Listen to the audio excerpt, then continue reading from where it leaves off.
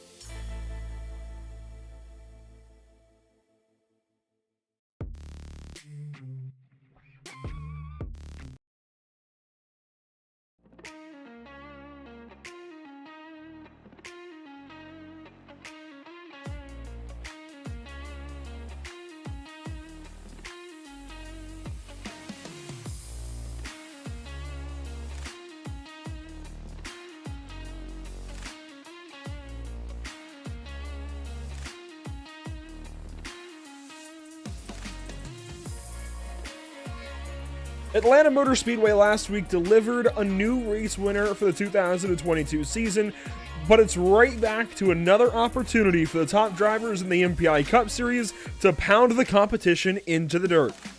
It's a driver's track, the cars run really, the corner exits here are akin to ice skating rinks, but we do love the New Hampshire Motor Speedway. Hi, welcome to PitStop TV in the virtual loud in New Hampshire. I'm Andrew Cardinal IV with Emerson Arden alongside. Had a change there, so my script is still written to say Zach Murtis. Hopefully Zach has his stuff in order this evening, but just 1 week after the Draft Fest this evening, last week, there we go, 1 week after the Draft Fest at the High Banked Atlanta Motor Speedway last week, we're at the significantly shorter and flatter New Hampshire Motor Speedway for a battle of handling, throttle control, and definitely tire conservation, Emerson. We have, I think, several topics, and those are hitting on, I think, the most important ones so far for this afternoon. But when we get into the sim here in a second and check out the weather conditions for this race, you'll see exactly why we're going to talk so much about car handling, what was the other one? Throttle control, there we go, out of the corners, and tire conservation. It's going to be a hot one. Absolutely, Andrew, you hit it right on the head, especially today. I think the key definitely is going to be throttle modulation on corner exit. Turn 4 is not as bad, but now with the hot track temp, it may be. But turn 2, you already know it. When you come to any race here at New Hampshire Motor Speedway, turn 2, Calamity Corner, the spin zone. These drivers are going to have a rough time going through there, especially with how hot it is on that surface. And it's going to be quite an adventure tonight here in the Magic Mile. Taking a look at the Whiplash Media SimCam's track map of the New Hampshire Motor Speedway located in Loudon, New Hampshire, the fastest iRacing qualifying lap that seemed relevant to put on this list was actually set by a Silver Crown at a 26.770. We are just about 4 seconds off of that, and even in open setup racing, the best the NASCAR Gen 7 car is doing is around a 29.7. These guys tonight around a 30.6, 30.7 here in practice. We'll see if that time changes at all throughout the course of the afternoon, but there you see it. 4 corners here in New Hampshire. It looks like an enlarged Martinsville. Maybe even cross with something like a Lucas Oil or something, where it's got slightly wider and more sweeping corners, very long straightaways. You get up to pretty high speeds here in New Hampshire before you barrel off into the corners and try to slow the car down to get around this, again, very, very flat 1 mile speedway. The track map, that's all good and fancy and everything, but let's take a look at the standings, Emerson. This is very important because as we hit round number 19 now, we are officially through the first half of this season and now into the second half, which means playoffs are coming up. This is a look first at your MPI point standings. You can see Mario Miranda now leading the way quite squarely over Steven Stempien, Lawson Peel, Joe Sanchez, and now Wyatt Brackett has that race win. But if we flip things over to, I think, a more important way to look at things, Emerson, this tells a new story. You have 7 drivers locked in, including Warren Kyle Keith. Zach Wilson is out of the top 30 despite his Richmond win, and now you see exactly where everybody lines up against that cut line to make it into the playoffs. 16 drivers go, and a whole lot more will be cut. We were talking about this all last week, right, at Atlanta, how important it was for drivers to get good runs, and now here it is. This is the table, the platform that we have set as we have our race into the playoffs. You know, Kip Beasley, he is only 2 points above that cut line. We saw Chris Shoemaker make some moves at Atlanta. He's 13 above the cut line. And you see drivers behind that cut line, Parker Bland, Travis Stevens, that could really use a great run. Austin Shoemaker, I don't believe showed up last week, so he's in for a rough one as well. But again, you look at drivers a little bit higher up on the list. You may think 80 points for Curtis Kelly is locked, or is for sure in, maybe, or 71 points for Brandon Banks and 71 for Dakota Curtis. That is not for sure, because we still have so many weeks for stuff to go awry or for winners to be added to the season. I wouldn't even really count anyone locked in, maybe Muscarella on points, but there's still so many weeks left in the season. So much can go wrong in over the course of the next few weeks. Yes, qualifying opens up. Drivers to look at, I think, are probably Dakota Curtis, Brandon Banks, Curtis Kelly, right at that top 10 convergence, if you will, and Brandon Banks and Dakota Curtis being tied is rather interesting. But also, of course, you have to look down around Kip Beasley, Parker Bland, Chris Shoemaker, Travis Stevens, Austin Shoemaker. Those guys right around the cut line are always so much fun to talk about with this playoff format and trying to make it in, and that will change, of course, as we get into rounds later in the year of the playoffs and who's going to make it into the next round. So, obviously, right around that cut line is where we'd like to focus. Right now, it's Kip Beasley, Parker Bland, planned that are right at the forefront of those conversations. But qualifying is on track. Let's transition over to that for a few moments here, Emerson. As you can see, Mario Miranda already very, very fast here at the New Hampshire Motor Speedway. Car 99 is firing on all 8 cylinders. And this is somebody we've been watching, and somebody I would keep an eye on, because while this track is, of course, an oval, the throttle modulation at the out of these corners is almost as if you were driving a road course with very slow corners and trying to get a good corner exit out of them. So I look for somebody like Mario Miranda to do well tonight. We're looking at Kevin Hurley. He's working his way down the back straightaway. Hurley right now 11th quickest, trying to see what he can do on the second lap. Good look at car 42. As you can see, he's now got his number badge on the ticker. Here he comes out of turn number 4 and down the front stretch of the start-finish line. A good lap for him. Let's see where he goes. We jump right in the car with him. Well, he doesn't actually go any faster, so that lap is a wash for lap number 2 for Kevin Hurley, but fast regardless. Zach Wilson, somebody that I want to look at here, Emerson, into the top 2 in qualifying. Only a half-tenth off of Mario Miranda. Can he do something on this last lap? And the answer's no. The Battle Beaver, Toyota Camry headed off into the turn 4 inside wall. And his qualifying run is done. But he's fast. We saw him at Richmond. He was fast there. He's fast again today.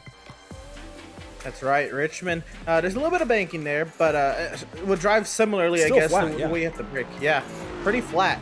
He led 324 laps at Richmond, so I'd look for Zach Wilson to have a go today. Ross Harlow to make a start out last week at Atlanta. Looking to see if he can bounce back from that with a good run today.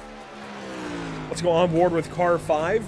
Didn't quite make the start, had internet connectivity issues last week at Atlanta Motor Speedway. 11th so far on the qualifying speed charts. This is lap number 2 for Ross. Really quick, redlining in gear 4. There we go, down into turn number 3. And I noticed this, Emerson. I'm not sure how drivers approached it for the Outlaw Sim Series race here, but in practicing for this race, getting some laps in myself, I think he hit the turn 4 wall, and that lap would be invalidated more than likely. No, actually, he goes to 6, so a good lap for him. Just skimmed it enough for it to still count, but we're going to see these guys shift, I think. I think a long green flag run, we'll see them pull 5th gear just to save a little bit of fuel. But we're going to be in 4th gear in the corners to get that run up out of the corner, and you can definitely shift. Here's the flag stand up into 5th and back down into 4th. It seems like a lot of these guys opting to redline in 4th gear.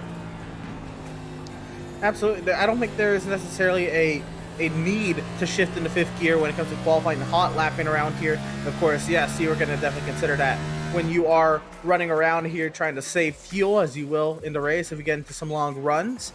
And how about this 96, Austin Reedy, always very sporty, looking to see if he can throw that 96 up on the timing sheet. But you also maybe will hear, it's probably going to be, oh, he's going around Austin Shoemaker.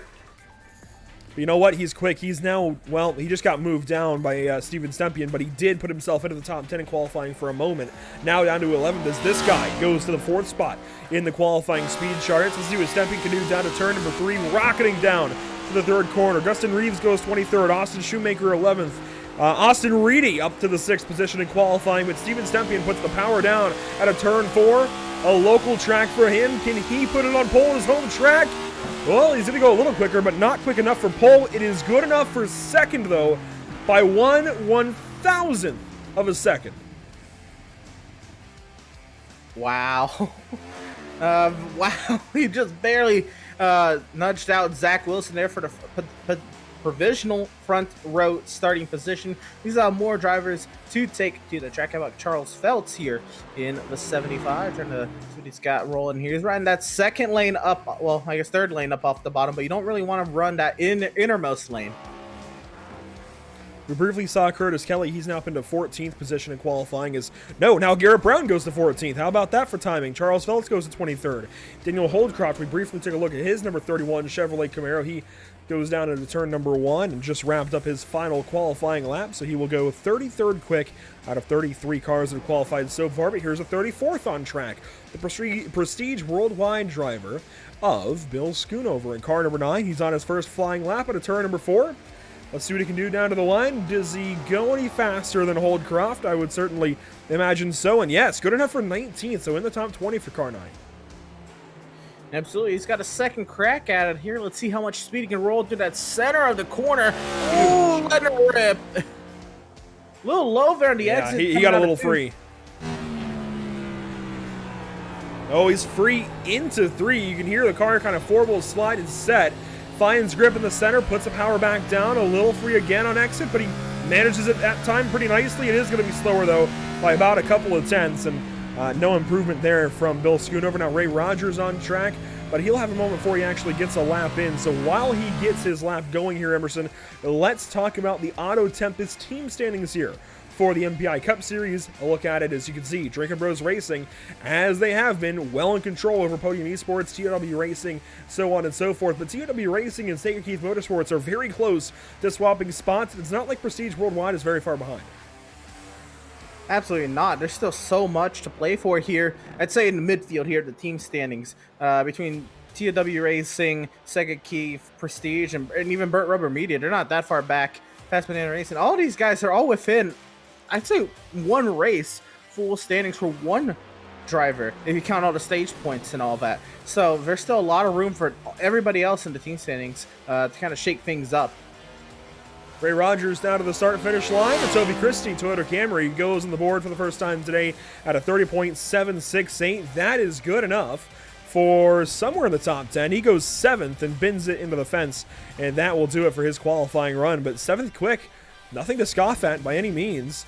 Solid run. Just wish he had kept it going instead of putting it in the fence there. And that will be it, it looks like, for car number 18. And it looks like he's the last driver to opt to turn a qualifying lap. Travis Stevens, Joseph Mahar, Casey Knighton, Cody Kinsey, Chris Progar all in the pit lane. As I say that, Joseph Mahar will check in and pop at his Dollar General Toyota Camry. Now, while these guys are winding down qualifying, Emerson, we talked about weather, but we haven't talked about it again. Oh boy, 91 degrees. That is hotter than the maximum temperature that you can set a session to on iRacing. It maxes out at 90. So they set it to 90 to start the session, and it's only gotten hotter from there. The track temp is 131 degrees, being aided a little bit at the moment by a few errant clouds, but it's hot. Yeah, it is. It's yeah, you're right. It's dropped about a degree. But you're right, being cloudy, it's not doing too much. If anything, it's kind of just holding that heat in for what it's worth. Wind negligible, 2 miles an hour out of the north. But yeah, that hot track temp, that's just gonna make the traction zones coming out of 2 and 4 just that much more difficult. And we're watching Joseph Mahar here. Let's see what he can do. He's coming up. The track temp is dropping. I think he found he found the proverbial flash drive almost of going out there and finding that the time to go qualify. He will go. I say that he goes 30th on the board. I don't think he has time to run another lap. So, it might have helped him gain a few positions, but it's not going to put him on pole or anything, as the track temp now drops down to 129 and potentially below. But that's going to be the only lap that counts. You talk about the zones out of the corners here, Emerson. Let's take a look at them. Here is the zone out of turn number 4 that we're going to talk about. And here is a zone, what we're calling the spin zone, out of turn number 2 at New Hampshire. We're going to see several single car spins, I think, today out of this corner in particular, be it 2 or 4, either one. These guys are going to be all over the place, specifically in this new car, but especially out of those 2 corners. Just getting power down, and it's been a situation on iRacing for a long time. At New Hampshire, just the way the tires grip, they just lose all that grip as soon as you lose the banking out of turns 2 and 4. So we're going to see a lot of cars, I think, get loose in those 2 couple of corners. But that said, we have got cars on the front stretch gridding up, and there's a beautiful look from our drone at the Burt Rubber Media number 99 getting ready to lead us to the green flag. Let's take a look at the entire starting grid. Mario Miranda on pole in car 99. Steven Stempian will lead us lead the outside line to the green flag from 2nd place. Zach Wilson will start from 3rd tonight, Alex Muscarella from 4th, and starting 5th, you'll find Lawson Beal notching another top 5 starting position. Austin Reedy will grid up from the 6th position, and starting 7th, you will find Ray Rogers in car number 18, alongside Justin Winters in car 88. To round out your top 10, you've got just Ross Harlow and Daniel Michel in cars 5 and 25.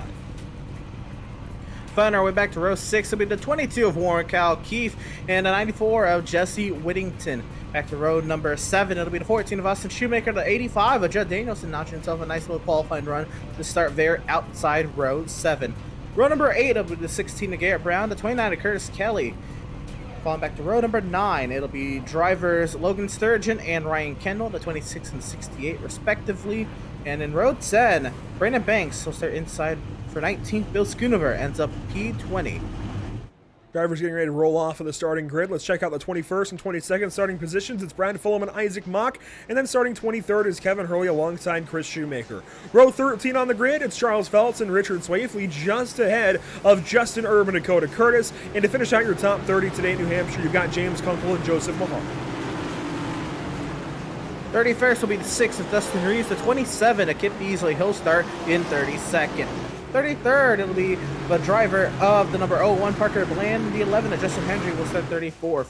Going back to row number 18, it'll be the 43 of Sean Kalis. The 31 of Daniel Holdcroft. 2 more rows here. Back to row number 19, it'll be the 93 of Cody Kinsey. The 2 of Travis Stevens will start 38th. And then the final row of tonight's starting grid is the 84 Casey Knight and the 17 of Chris Brogar will start shotgun on the field. Down into turns 3 and 4, the entire field will work. A good look at it here as the iRacing.com pace car will begin its transition down to the inside and down to the pit lane. Into the Geico restart zone for the first time today. The entire field of 40 ready to go at New Hampshire. Green flag in the Granite State.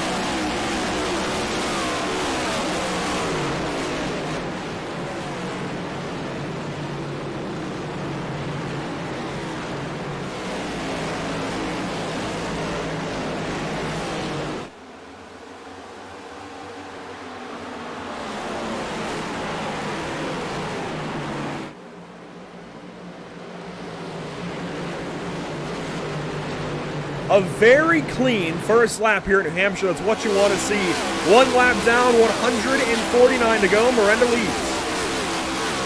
And that's almost some of the more trickier conditions on a track here like New Hampshire. You have the field all packed up on a track that's typically a single lane track. Cold tires on a very hot track temp.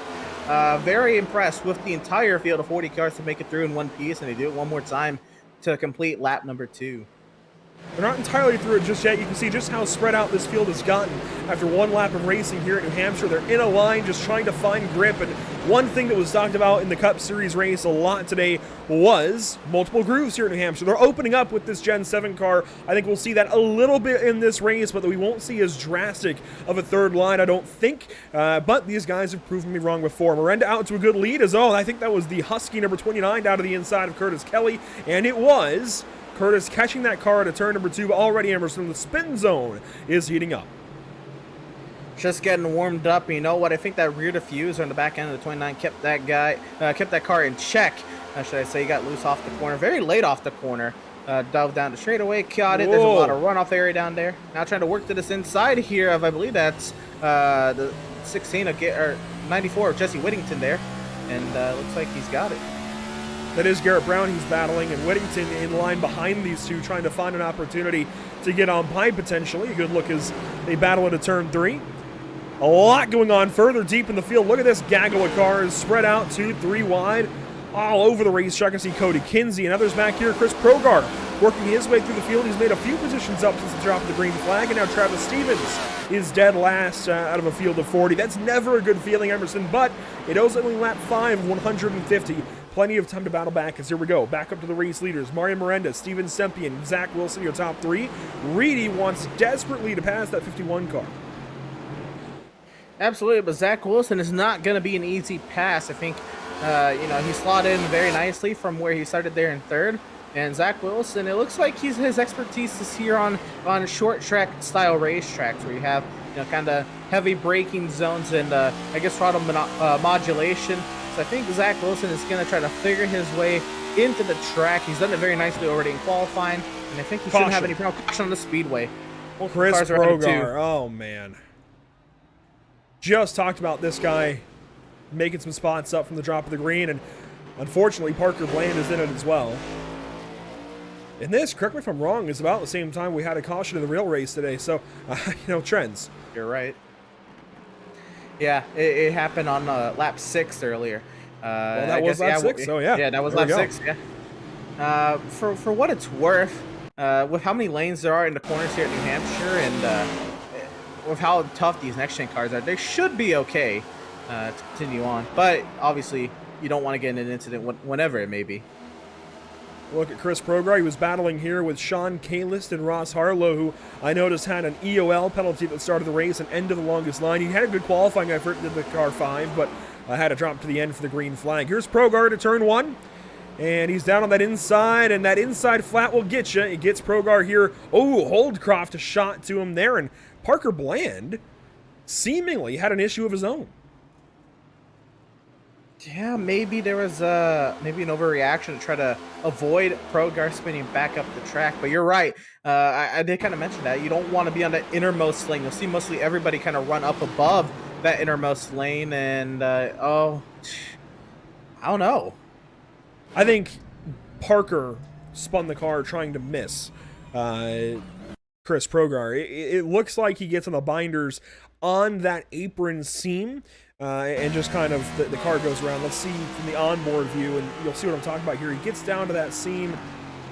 Yeah, as soon as he hits the flat, Emerson, the car goes around. But that is our first good interpretation, I guess, or illustration of the flat here at New Hampshire. It's difficult to visualize on iRacing and really talk about in a good way, but the flat is so much, well, flatter. It's called the flat for a reason. It's the same as the apron, just about. There's 1 or maybe even 0 degrees of banking down there on that very bottom lane, and the rest of the track up from there is, what, 6 degrees, 7 degrees of banking or so. So that little bit of difference gets the car upset when you hit it. You're right, and it almost feels like inverse banking, like yeah, almost like the curb on a road course.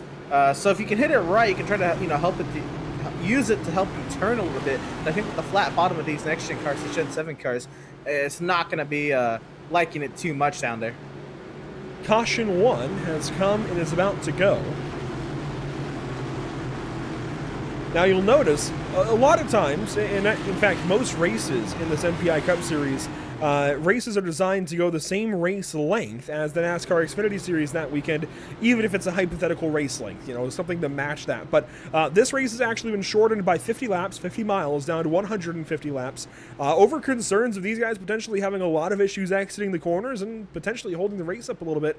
So trying to, ease the load on some of these guys, shortening this race distance. I like that. It puts a little bit more pressure on these guys to go quick early, and we'll see how that affects the race. 141 laps to go as we go back green flag for the first time. A good restart there through the Geico restart zone. We're back racing at New Hampshire.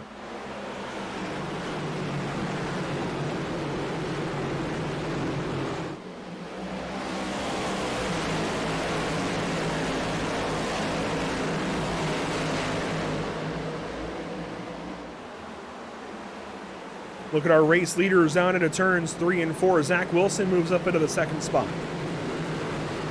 Yeah, I was going to say, Stempien did not get the start he wanted.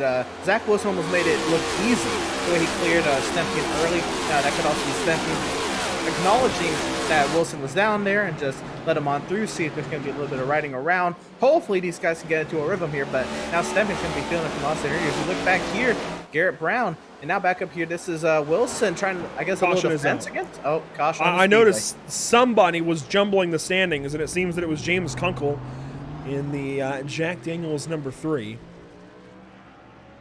And unfortunately, the black number 3 is now in the back of the field. Yeah, I saw that that car end up there out of turn 2. I'm unfortunately expecting this one to happen in our spin zone. But it should be a good opportunity to check out that camera now. Yeah, the first one was in turn 1. This one out of turn number 2. Here's the turn 2 spin zone camera, and there you go. We got our first victim of the day. It's like the stripe of Darlington, Emerson, where Kunkel just kind of goes around. It's almost an initiation rite to spin out here at New Hampshire out of turn 2. Oh man, if you're at least when you load up into the practice session, if you're not spinning out a couple times, you're not driving it hard enough. Let's check out the onboard with James Kunkel this time in car number 3. Out of the great state of Georgia, and just on that apron, gets in the throttle, loops that car around. Yeah, that one was almost more of the apron instead of getting on the gas too hard. Maybe a combination. But yeah, just a bad spot. He was trying to kind of dime it off the exit, right? To try to make that straightaway longer. Give himself a little bit of a speed advantage down the backstretch, and cut a little too shy. James Kunkel comes in for service. Chris Progar also on the pit lane in car number 17. Wonder how badly damaged he was in that incident. I guess that was more of a damage stop. He's down away.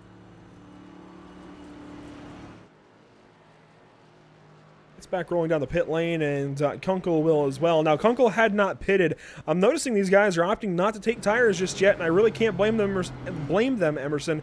4 sets of changed tires here for this 150-mile race. That means you can take one basically every 30 laps.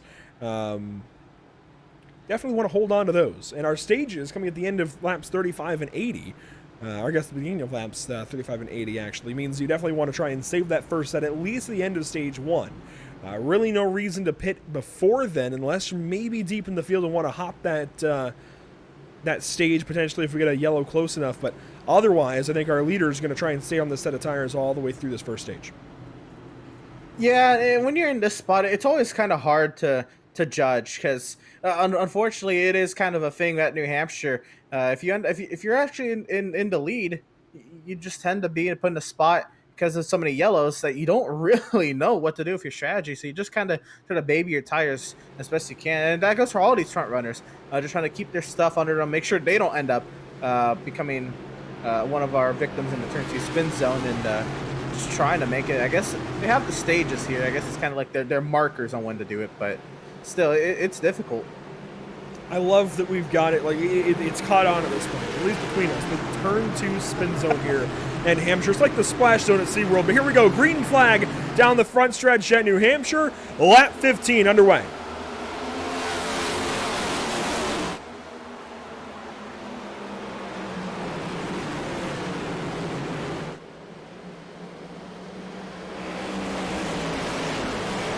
Two, 3 wide through turns 1 and 2. Now down the backstretch here at New Hampshire. A good look at the entire field. Nobody spun that time out of turn 2. They barrel off into 3. Right on board here, this is the 19 of Joseph Mahar. Didn't have the greatest qualifying position. Trying to see if he can work his way up into that pack up ahead of him.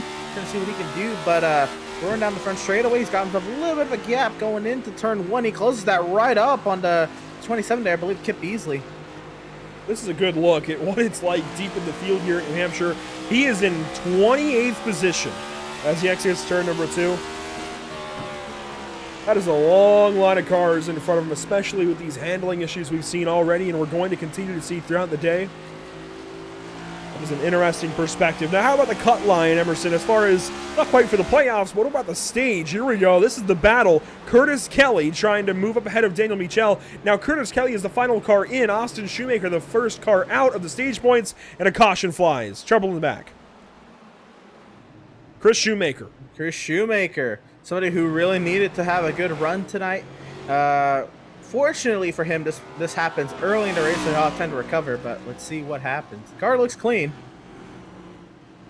Yeah, the 4 looks okay. Another one. I mean, I think these guys just getting loose down in 1 and 2. He was racing Justin Erb and Bill Schoonover and some others, but he had plenty of room around him, I think, into the corner, and there's no damage, no other cars involved, it looks like. So let's see, down into turn 1. Schoonover on the outside. Oh, Erb comes down a little bit, and I think that just bunches the 4 up. It's hard to explain, but sometimes when you see that, Emerson, you react as a driver, and you hold your car further to the inside than you want to, and that extra steering angle can be what gets you sometimes. Absolutely. We've seen it kind of all weekend. In real life, you look at the Xfinity race and the Cup race. Drivers kind of on that second car on the outside of a 2-car battle going into a corner. The outside car will try to diamond the corner off a little bit. Actually, Shoemaker kind of got in there a little hot more than anything. I don't know if Erb knew he was down there, but you're right. Shoemaker made the adjustment in response to Erb coming down. So an easy spin there for car 4. No damage, gets away from it cleanly. Pace car lights are now on. No cars off of the lead lap just yet, but cars are in the pit lane. Sean Kalis, Chris Progar back in for service. I'm kind of surprised to see Kalis down here, actually, in the 43 car. Not all that surprised to see Chris back in, getting more repairs. I'd imagine he got a pretty good hit to the left front suspension there when Holdcroft hit him in his spin. You know what we can do, Emerson, is we can actually dial up driver of the number 17. We don't often get to talk to him, but seeing as how we're getting enough opportunities here early to go through the field to talk about some stories, let's look for... I'm trying to find him. I really have to... There we go. Chris Progar down with TOW Racing. Let's quickly dial up driver 17 and see what he's got to say about his car so far. And Chris, we noticed obviously you had the spin to kick us off here, but it seems like you're taking a lot of trips on the pit lane. What's going on for you? I had a little bit of rear end damage. I think it was Parker when I was trying to lock it down. I think he clipped me a little bit. So dealing with some back issues tonight, so I'm just trying to ride in the back here, keep it clear, and well, that's it. How difficult is that transition from the flat up to the banking? We saw you spin around just by hooking that. Is that going to be an issue the rest of the day? Oh, there's a bump. There is definitely a bump in about the middle of 1 and 2. If you're going too low, it's going to take you around. There you go, Chris Progar. Bit of perspective from back in the field. Chris, best of luck to you. Hopefully your back gets better. Thanks, man. And that is Chris Progar, driver of the 17 with TOW Racing. Some interesting perspective early on in this race as our leaders work down into turns 3 and 4. Miranda's still your race leader as we'll finish up lap 20 and go back green flag racing. This time, Zach Wilson, Austin Reedy, Steven Stepien, Alex Muscarella, your top 5. Into the Geico restart zone once more. Green flag will fly.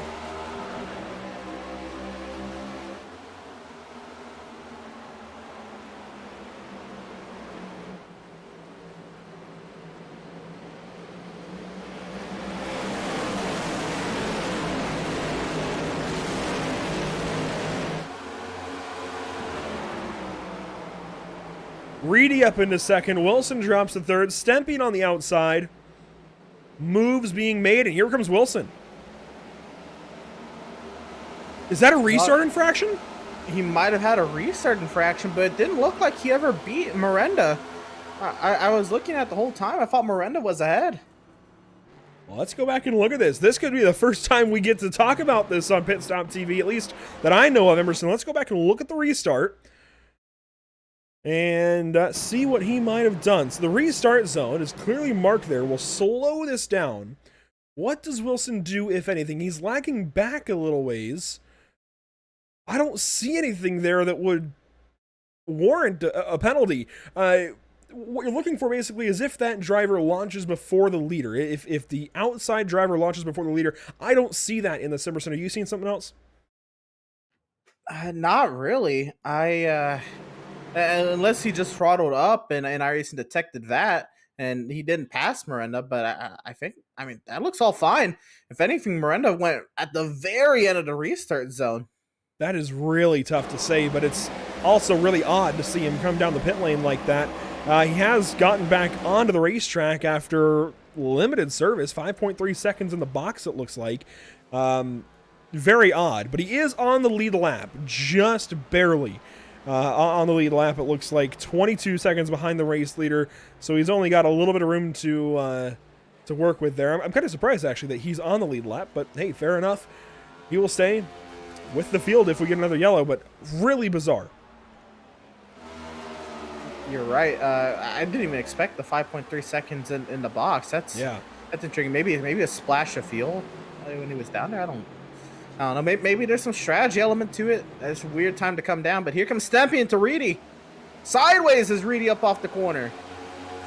Stepien was too. These guys are really fighting the cars out of the corner. It seems like they're decently okay depending on their brake bias, but they're definitely fighting these cars on corner exit. We're going to see that throughout the course of the afternoon. Muscarella, a bit of a bobble there in fourth as well.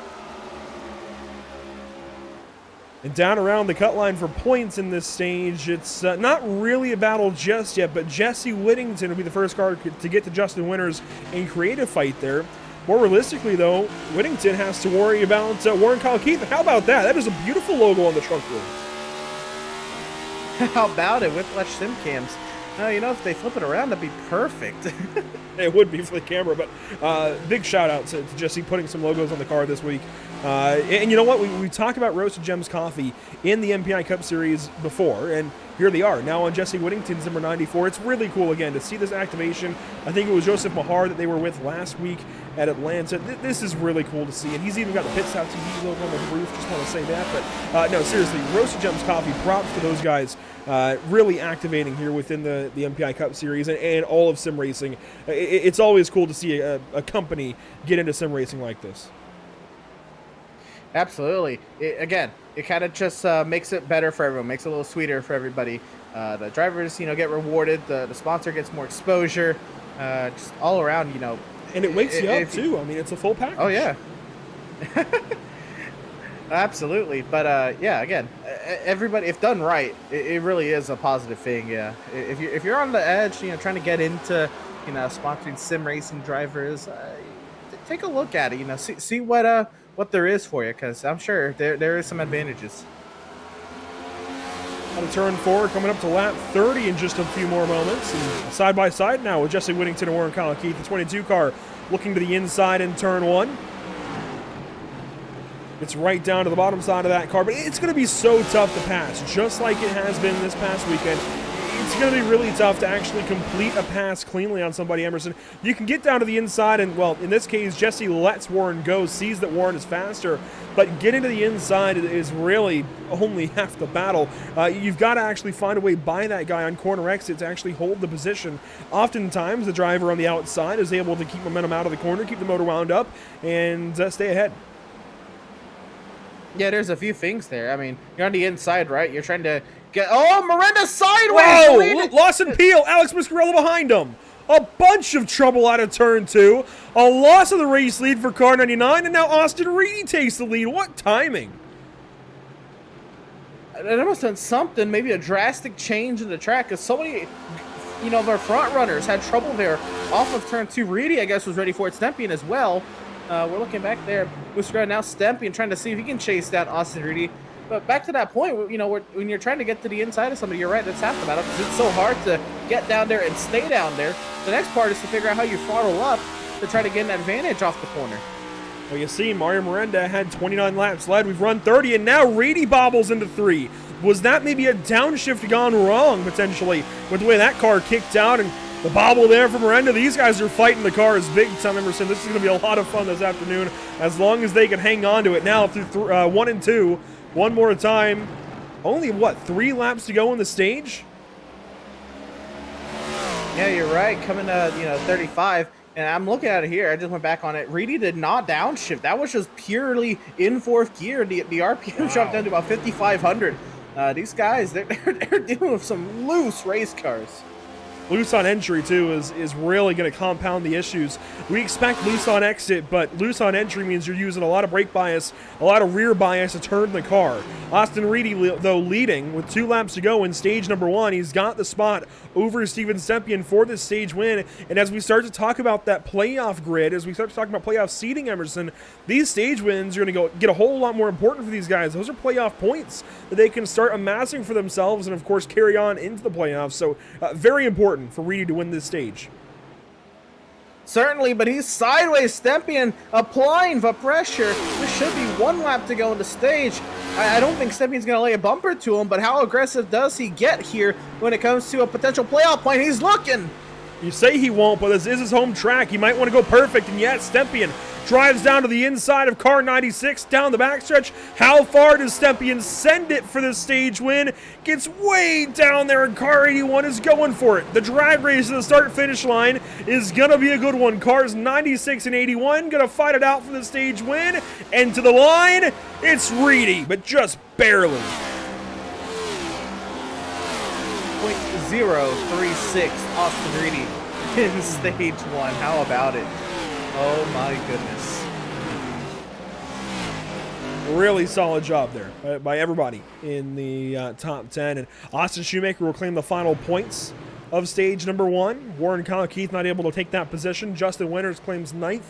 Ray Rogers 8th. Curtis Kelly 7th. Alex Muscarella drops to 6th, but does still stay pretty solidly in this top 10, and a good spot certainly for 5 stage points. Then Michel and Peel getting a fair share themselves. Miranda, Stempian, and Reedy, your top 3 in reverse order. So Reedy, a big stage win there in the TJ Murr Designs. I believe it's it Ty Murr? I'm not sure, or T Murr. We'll figure it out, I'm sure, in a moment. But the number 96 Chevrolet is looking good regardless. Yeah, it's TJ's team on the hood, which I believe there you go. Yeah, and the T Murr Designs. It's a foundation. Yep, T Murr Designs on the back. TJ's team is a foundation that everybody there with Austin Reedy, they love to support. And that's a driver of Fast Bit Racing, one of their flagship drivers. So to come out here and win a stage right after Wyatt Brackett won last week at Atlanta is really big. And Wyatt not here today. It's looking like maybe he probably had a big day in New Hampshire for the NASCAR Cup race. But hey, his teammate winning stage number 1, Austin Reedy, going to come down for full service under this caution flag. And our first stage break, and this is what we expected, for these guys to all come in under this stage break and get their first service of the day. Trying to see if there's Zach Wilson gonna come into the equation here, but he does not. Actually, he's coming down to pit lane. I guess he'll just be spat out into the middle of the pack. But yep, Reedy wins the race off pit road over Miranda. As was more or less expected, car 96 will lead us off the pit lane and rejoin the field. And your stage 1 winner is looking awfully fast for a banana today. Emerson, here is driver of the 96. Austin Reedy taking the lead there late in stage 1, 7 laps led to your credit as of right now. How'd you do it? Kind of got a little lucky with Mario getting loose there. And I think I was having the same problem at the end of that run. So just kind of conserved tires just enough to where he got loose, and then I had just enough left in it to hold off the 81. So, yeah, we saw you get really sideways there on the entry of 3, one of those laps. Just how much, or how difficult it is, how loose is it getting in down into the corners? Later in that run, I guess we had about 20-something laps on those tires, green flag laps, so it felt like the front ends were really just giving up, so I think I got to adjust a little bit and maybe brake a little bit earlier, get off the throttle, and just roll more. Right on, well, you'll be coming to the restart here, Austin. Best of luck to you, driver. Hope we'll talk to you a little later on. All right, see you guys. Blinking a little bit down to turn 3, but that's okay. The flagship driver for Fast Banana Racing, 2 wins earlier this season at Daytona and Auto Club Speedway, will lead us down to the green flag on lap 39. Once it's waved. Alongside is Mario Miranda, now up into the second spot. Stempy in third. Green flag is back out at New Hampshire Motor Speedway.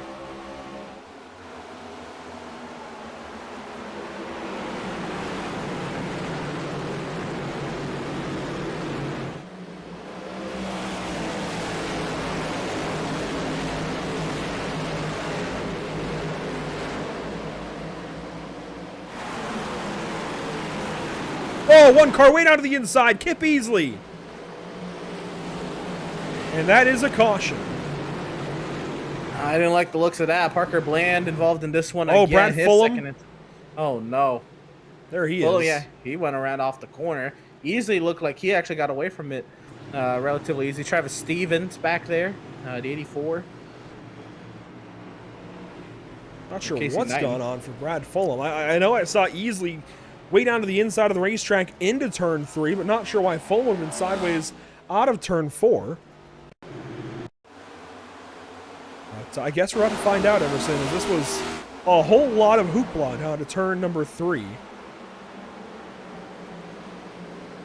it's probably going to be just a result of everybody packed up tightly on these restarts. I do want to know, how did Easley end up so far down the racetrack? You see Fulham get a little sideways, but he By holds the onto bumper it. of Casey Knighton, maybe? Oh, no. Well, yeah, Oh, actually, I think it checkup. is. A checkup with Schoonover, and there goes a 27. Well, he comes back up, and I think everybody avoids him, and then for some reason, there goes around Fulham. I think he was just on the seam there, and the car just goes around. Yeah, so it's just a self-spin there for Fulham, but we saw a lot of them go around back there. Parker Bland, Casey Knight, and Travis Stevens all had something go awry in the back of the pack. And yeah, he just got hooked from behind as they checked up entering 3. And everything else happens. Oh, my goodness. Casey Knighton, I think, Oh, checked up Progar out of again. all of that. Progar, yep. Stevens. Wow. 4 or 5 of them stopped there up against the outside wall.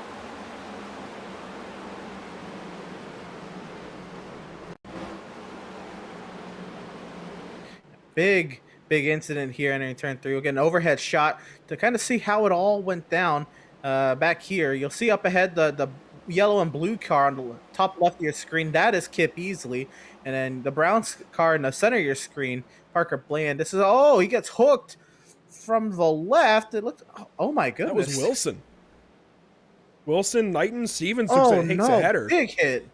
Sean Kalis had to come to a stop. This is a lot to try and diagnose, actually. Let's try and get at least one more look at it. This is a lot going on. What in the world happens to Wilson to cause his little issue?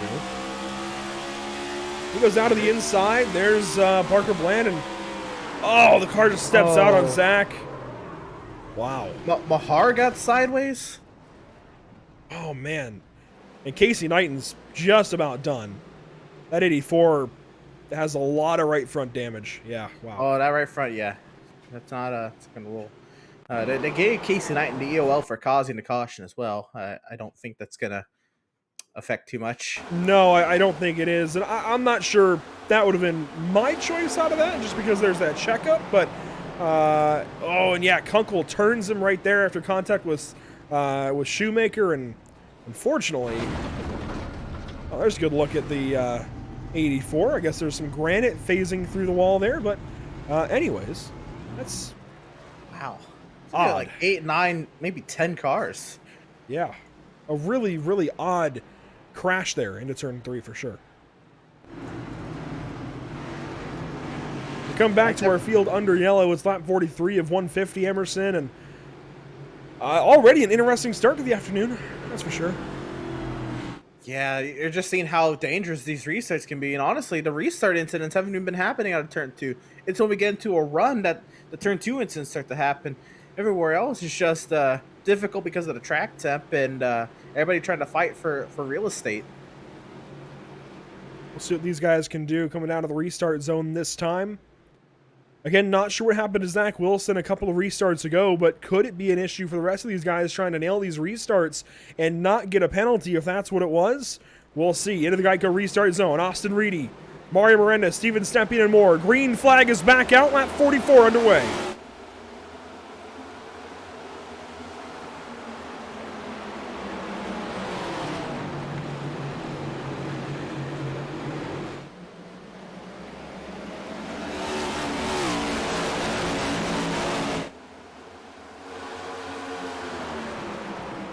Curtis Kelly looking on Daniel Michello to turn 3. That's for the 4th spot. Kelly got a few laps led at Atlanta last week, but Miranda's starting to put the pressure back on Austin Reedy. Yeah, I'm sure Miranda's not happy with himself to get loose there off of turn 2 and lose the lead like so. But now he's kind of in a different spot. You know, he had all that clean air early on. How is he going to be now in that second position? He's going to be able to pressure Reedy into a mistake, or is he going to have to try to overtake him himself? Into turns 3 and 4, you can see Miranda just trying to stay in line, but you also see the challenge from behind in Steven Stempien. So Miranda's got a lot of things going on, offense, defense, all at once. And he's getting awfully close to the back end of the 96. Holds back from here into 1, a lower line this time for Austin Reedy through turn 1, and a slower exit for Miranda. Let's say Miranda caution on the speedway. Again. Gonna happen in turn 2 here. 75. Parker Bland, 45, maybe. yep. Charles Feltz. Oh no, big Chris incident. Shoemaker. A lot of these guys just got unlucky in the most recent yellow. There's Charles Feltz in car 75. I saw a look at Chris Shoemaker. And we'll take a look at what goes on here. A bit of extracurricular activity in turns 1 and 2. Zach Wilson behind Feltz here. I think it's going to start with maybe the 4 ahead. If Shoemaker was in it and Feltz was in it and Shoemaker was ahead of Feltz, that seems to be how that would line up. And it's going to start with Hendry. Oh. We have not said his name much. Race control will agree that it starts with Hendry. Yeah, Shoemaker looks like he got down on the bottom just trying to avoid it. Hendry was up here with Dustin Reeves, not Casey Knight, and Cody Kinsey around the 21st, 22nd spot. You can see the 11 car is just going to go around all of a sudden. And, the car's going up, trying to miss it, making contact. That's where Feltz gets turned. really a lot of light hits today, but we've seen several spins and several cars be involved each time.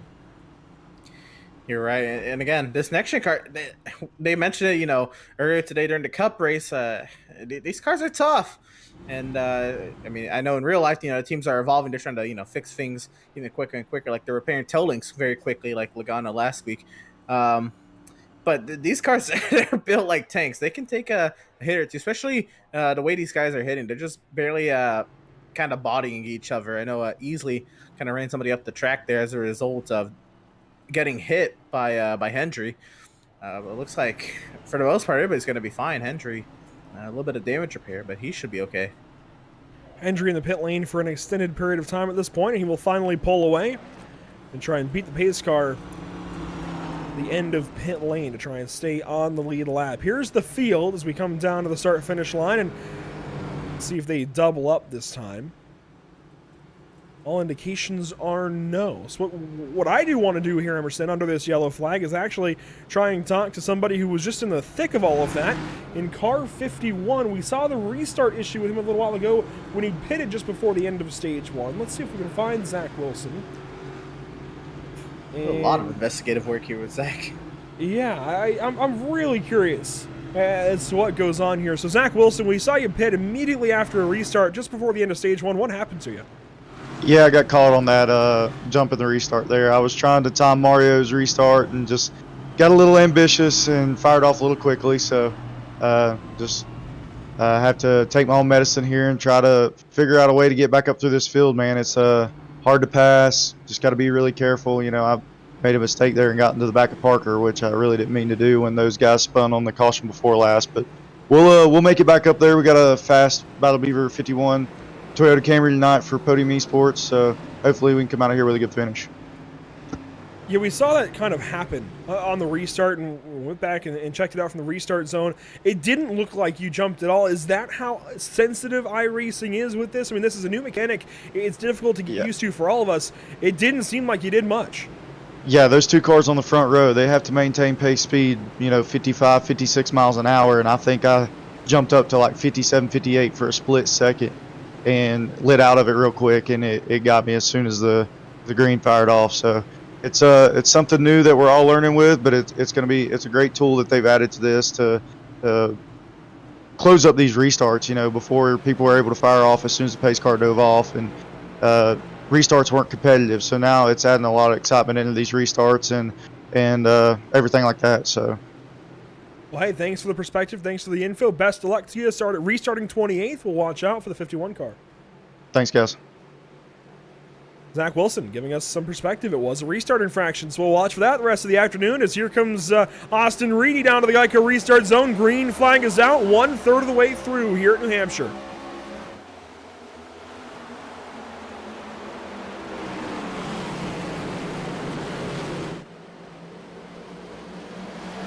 Oh, one car spinning already. It is Logan Sturgeon on the inside of the corner. It's off the racing surface, so we'll keep it green. And that W number 26 machine looking up front. Miranda still trying to figure out how he's going to try to get his way past the 96. And that makes a lot more sense. Zach Wilson's explanation for restart. I completely forgot that both line leaders have to maintain pace speed. Through turns 1 and 2 off the restart.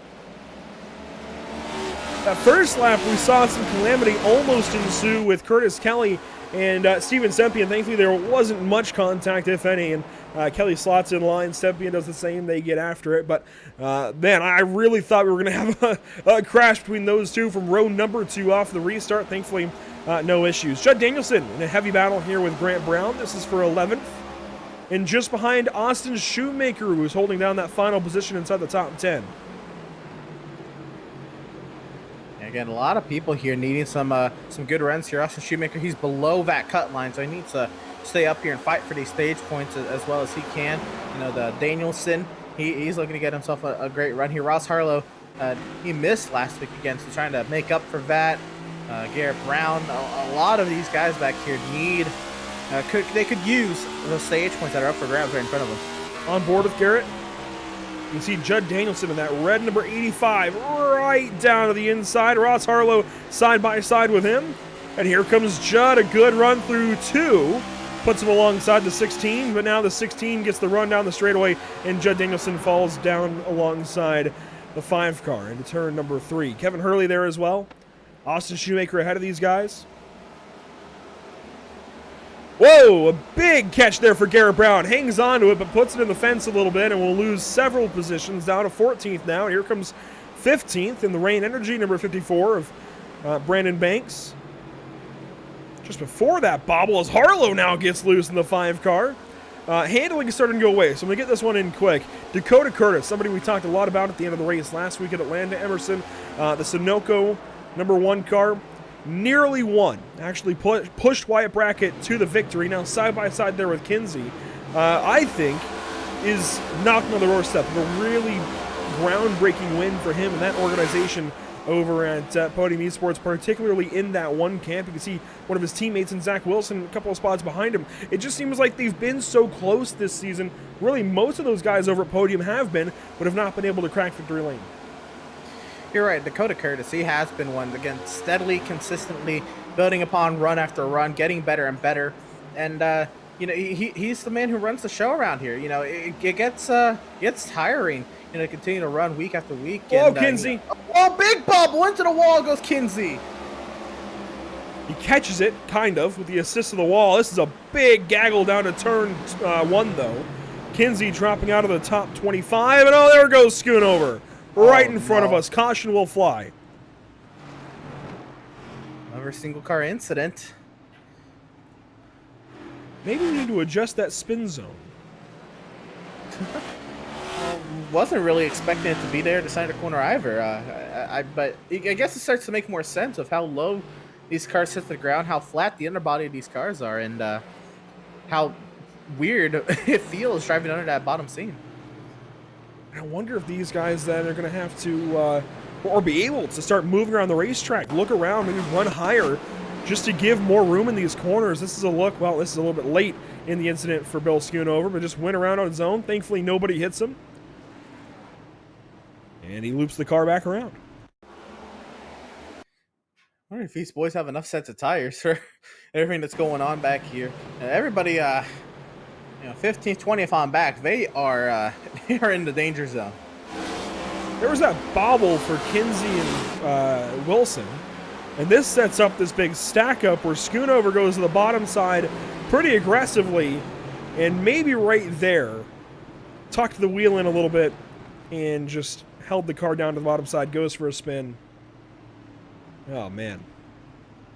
He saw the door open with Chris Shoemaker and wanted to get down there, tried to keep the car rotated down the bottom. I think maybe he felt he was going to start sliding up, or that he just needed to get the wheel turning more if he was going to make the exit of the corner. Just turned too much. Around she went. Coming in for fuel only. These guys definitely having to conserve tires. I imagine most of them have already taken one set. Yeah, everybody has taken at least one set to this point. Aside from... Well, yeah, I don't think anybody has stayed on their initial set of tires. I really think that would be rather self-detrimental at this point. So while these guys pace under yellow, we're going to go ahead and take a quick step aside and go PitStop TV side by side from the New Hampshire Motor Speedway. We'll be right back with the restart.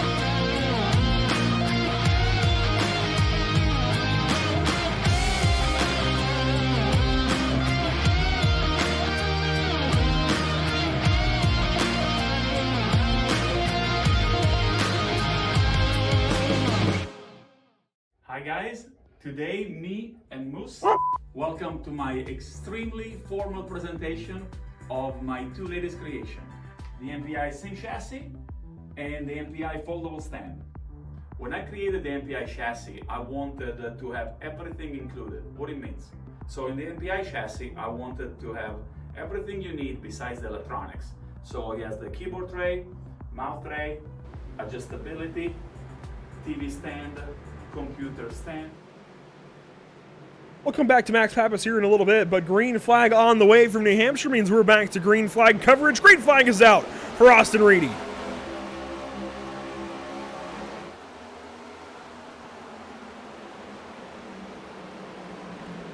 Into turn one, side by side are Stempy and Michelle, Curtis Kelly looking. Lawson Peel there on the inside. Warren Kyle Keith up into the top 10 and battling with Ray Rogers and the Toby Christie, number 18. Side by side, Kelly and Peel into three. Yeah, Peel trying to roll that inside. Kelly, though, trying to make himself a prominent figure within this top 5. They continue to duke it out. Michelle trying to hold station right ahead of him in 4th. Lawson Peel battling there with Kelly still on the inside. Couple of rookies in this MPI Cup Series. They haven't raced here at New Hampshire in this league before. In fact, this series has not been to New Hampshire since season number 2. That's not even kept in the record books out on Sim Racer Hub. We had to really go back to even find that race and don't even have statistics on it. So it's pretty crazy how long it's been for these guys here in New Hampshire. One car side was in the bottom, and he checks up big time.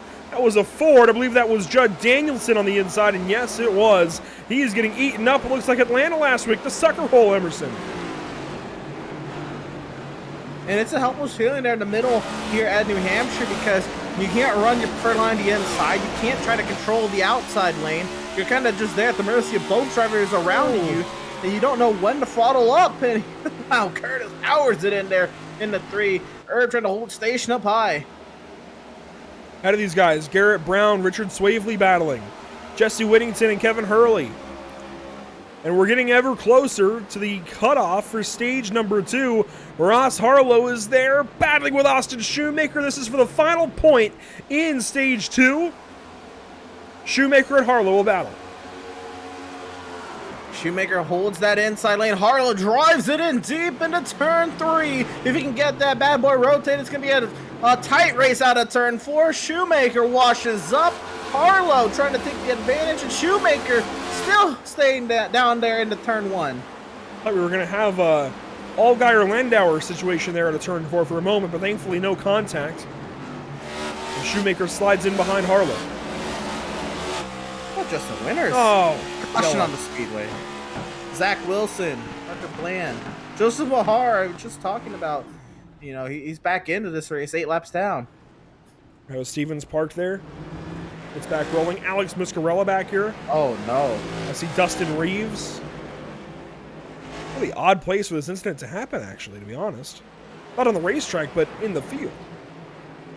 And think, you know, Zach Wilson, he said he just... Oh, it is a stack up. My goodness. We'll see in a moment, but Emerson, this is going to kick off with the 51 and continue with the 48. This is into turn 1. Wilson's car gets away from him just a little bit in 1, and watch Muscarella gets hit by Reeves trying to miss it, and it's a big stack up in the second corner. Wow, that was set up to be like the big Xfinity wreck this past week, and everybody stacking up there on the outside lane. Luckily, a lot of people were able to get it woed up, but a lot of stopped cars down there, which is people who stopped and didn't get damaged. We do see a couple of the biggest hits we've seen today, though. And, the hits from Muscarella, I think particularly to the outside wall. Let's watch this. From the blimp overhead. Yeah, Reeves gets into him, and Muscarella takes a bit of a big hit. Gets hit then again by Parker Bland, it looks like, in the UPS Chevrolet, and other cars pile in. A home race for Parker as well. Tough to see him having all these issues. It's a tough track. And wow. I'm looking at my map right here. Pit lane littered with damaged cars. Yeah, from 26th on back, it looks like in the pit lane right now, or at least having under this yellow. Man, it just happens so quickly. several big hits for those three: Reeves, Muscarella, and Bland. Really hate to see that again for Parker Bland, who's in this battle with Travis Stevens to try and make it into the playoffs. 2 points behind the cut line coming into this afternoon. His car still looks pretty okay, amazingly, Emerson, but you don't want to have this kind of damage lingering, and especially center punching the nose and getting hit on the sides. And this is going to tie in with what I was going to say about Zach Wilson. All these incidents happen, and you get involved in it. You have to get sent to the back again. You're trying to work your way through the field. It's so hard to pass here. You start gaining spots just one by one, and you end up in another end. So you have to get sent to the back. It's so mentally taxing. I was going to say, what it's worth for Zach Wilson. Now, he did spin and cause this incident. But think about it. He was up there. And all he did was blip at 57, 58 a little bit. And now he's in the back. Now he's in the danger zone in the middle of the pack. Under this yellow, we'll go PitStop TV side by side one more time here in stage number 2 and hear what Max Pappas had to say there. We'll be right back for the restart.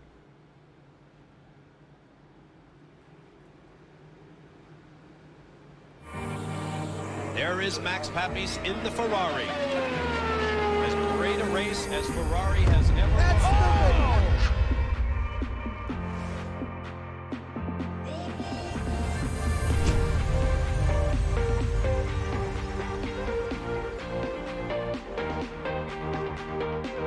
The steering wheel for me has always been a sensitive spot. There's a whole experience there that we're all trying to refine. Max Pappas, he asked me one day, he said, what can I do with a wheel? I said, well, with the new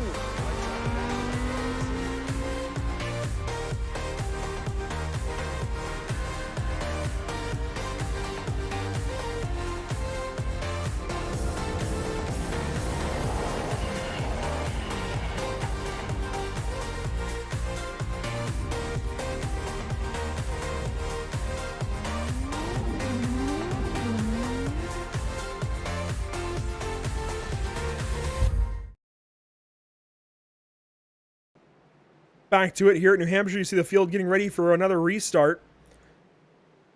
Track temp in this race, it has varied a little bit, but it's come down about 6 degrees from the start as we barrel off into turn one more time. The whole field spreading out.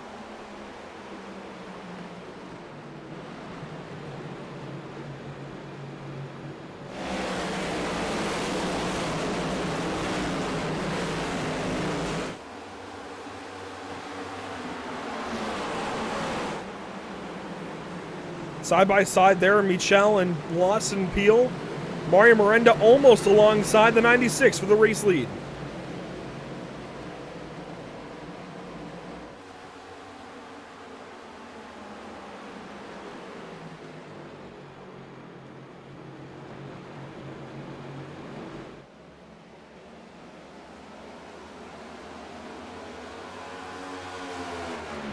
And there's side-by-side action not too far behind these guys, but look at this.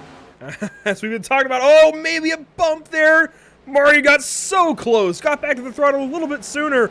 But as Austin Reedy here, he can absolutely do that. He can wait a little bit. If you've got Miranda right behind you, what's he going to do, hit you and wreck you? Well, now he peels down to the inside, and Mario Miranda is inside of car 96, side-by-side for the race lead at New Hampshire.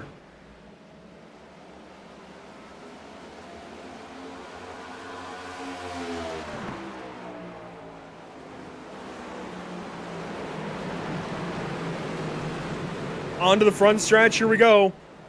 This is coming to the end of stage number 2 soon as well. We've got, 6-7 laps to go in the stage, side by side. Miranda had it that time at the start-finish line, but can he hang on to it? Steven Stempian, a hometown boy, looking to the inside.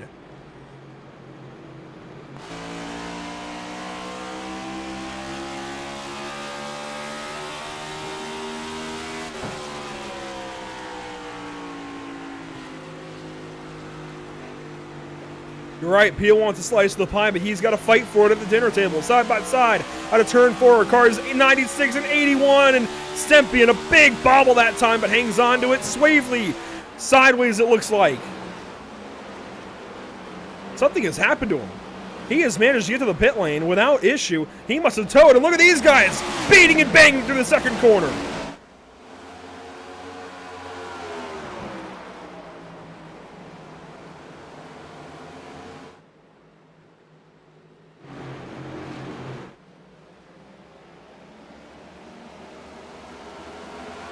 A bit of shade here for the top 10. That's going to come in handy, especially for those trying to usurp them for the stage points. Now down to the inside goes Lawson Peel, looking for maybe a little bit of daylight down there, but he's not going to find it with the clouds overhead. Oh, a slide there for the 81.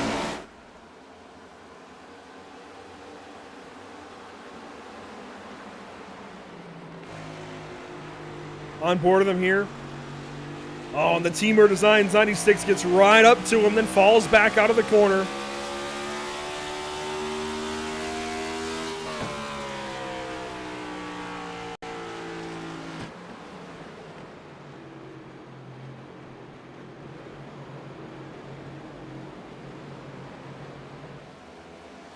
Here comes Shoemaker. Winters had a bobble out of the corner, Michel as well, and Austin Shoemaker wants to take advantage. Even Brandon Banks into this conversation. Winters is the final car in the top 10 for stage points. Maybe it'll be Michel if he can complete that pass as Justin looks to the inside.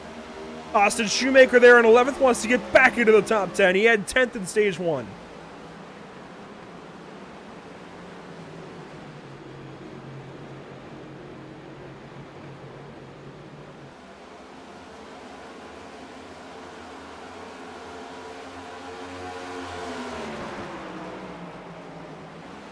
Contact! Michel sliding. Hangs onto it. Here comes Shoemaker trying to find a gap, trying to thread a needle. Gets into Michel. Turns to 25, but he hangs onto it and he walls him. Contact!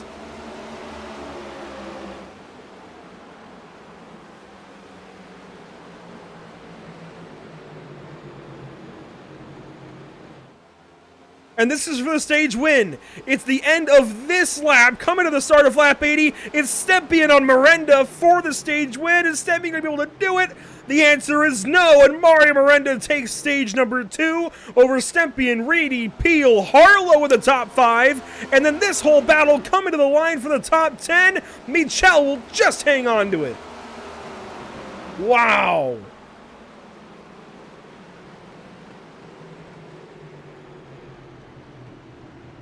A couple of cars spun. Ray Rogers and Curtis Kelly. Rogers is towed. You're kidding me. Out of the top 10 of the stage. Wow. What happened? Go back and look. What in the world was the last 5 laps of this stage? We'll see this issue for Ray Rogers. Oh my goodness. Look at this battle that was happening. Yeah, Kelly had to drop anchor out of the corner. He was loose, fighting contact there. Oh my goodness, guys. Oh, and that destroyed his car. Yep. He had no right front into the corner. That explains the tow. He's done. Yeah, he got 6, and that'll do it for him. Curtis Kelly's got a lot of damage. Actually, I say that. You would think he's got a lot of damage, but no, the car looks perfectly fine. Wow. You want to know how important stage points matter to these guys as we close in on the playoffs, Andrew? We just found out. At the front, the middle, and the back of the top 10. Lap 81 now, under caution. And while these guys pit, it will be a straight-up 4-tire and fuel stop. We'll go side by side one more time. We'll be right back for a stage interview with Mario Miranda.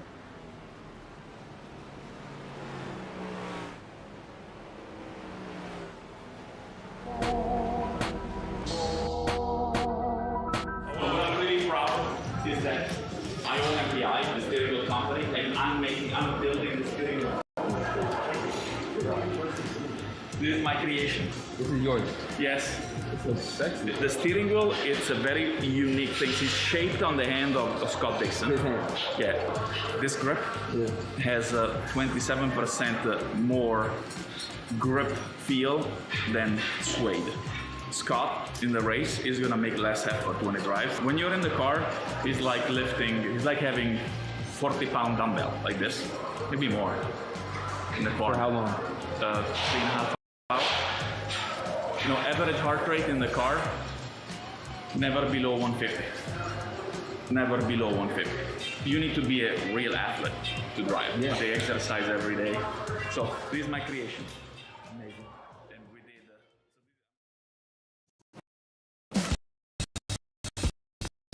Fuller. Yeah. Needed F-150 for Smithfield. Got it. Yesterday. I know. Don't forget my BMW. Gotcha. Check this out. All the major online automotive sites in one place. BMW, done. F-150, done. How's he do it? I can search nationwide, even those classified sites. Auto Tempest, all the cars, one search. That's how I do it.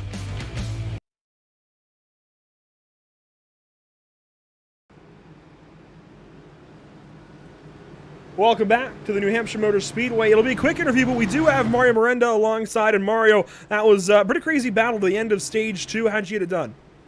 Yeah, I experimented in stage 1 with the tire saving. Didn't really work out. Picked up on my mistakes and got it done in stage 2. But it seems like Stippian, got his tire saving even better than mine, and I really had to defend him off those final 3 laps. 66 laps to go here at the drop of the green. 4 cars ahead of you stayed out. How do you win this race with cars ahead of you on old tires, cars behind you on good tires that have been battling you the entire way? Got to keep the car clean, avoid accidents, and don't keep your rear tires smooth. Don't get those too hot and too warm, or it'll be a pain in the butt to drive. There you go. Best of luck to you, Mario. Congratulations on the Stage 2 win.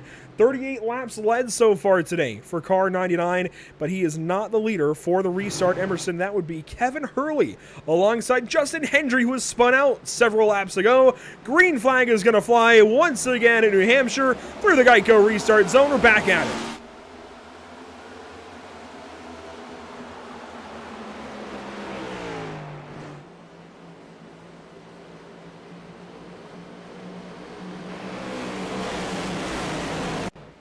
Down the backstretch, Charles Feltz in the middle. There goes Miranda to the inside, trying to find Pater to the inside of the 75. 3 wide into turn number 3. Hendry there on the outside. Sturgeon way up the racetrack. Austin Reedy down onto the flat, trying to make it 3, 4 wide through 3 and 4, and he's trying to get those spots.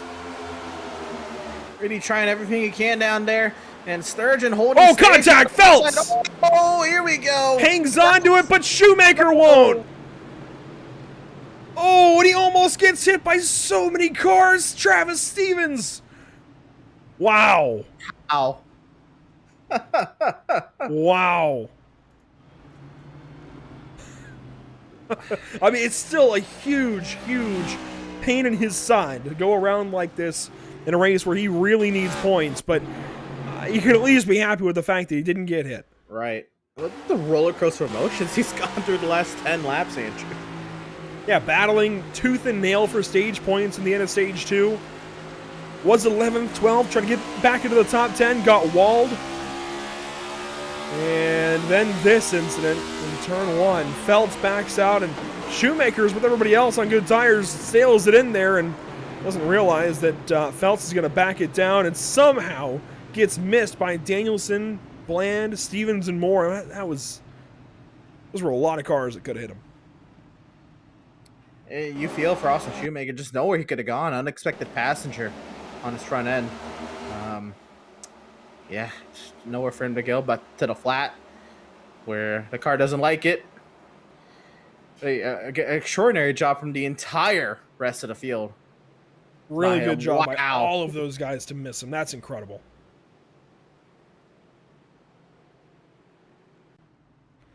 He'll come down the pit lane and get service. Meanwhile, I'm rather intrigued by the choice of car 42 to stay on the racetrack, Emerson.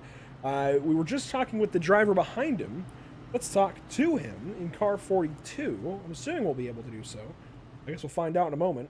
And yes, Kevin Hurley down there with TOW Racing, Chris Progar, and some others on that team.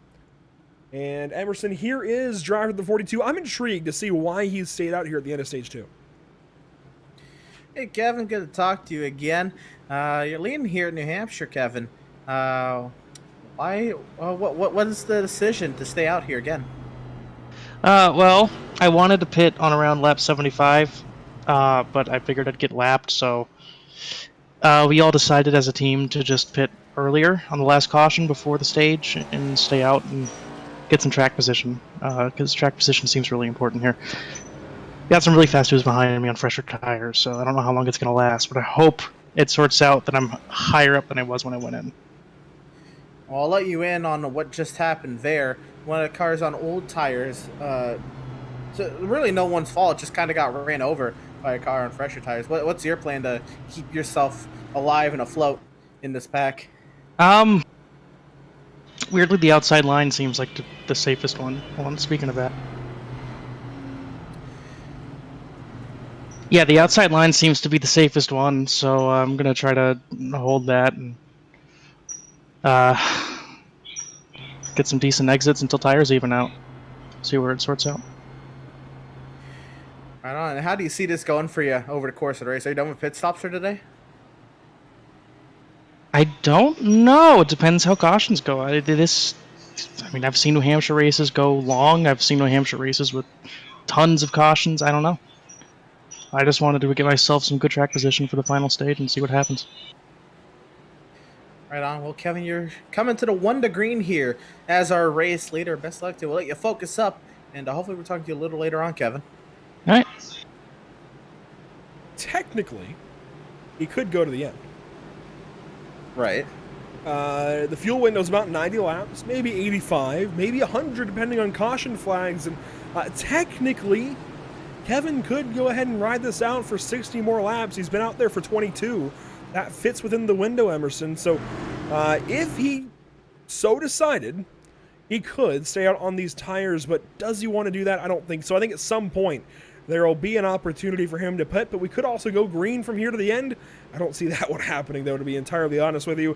Through the course of the race so far, we have seen 10 cautions for 36 laps. It has not been an overbearingly yellow flag race, but we have had a good few incidents with a couple of stage breaks. It'll just kind of pile up after a little bit. So, green flag on the way. 90 laps will be complete. 60 laps to go out of 150. Green flag is out once more at New Hampshire.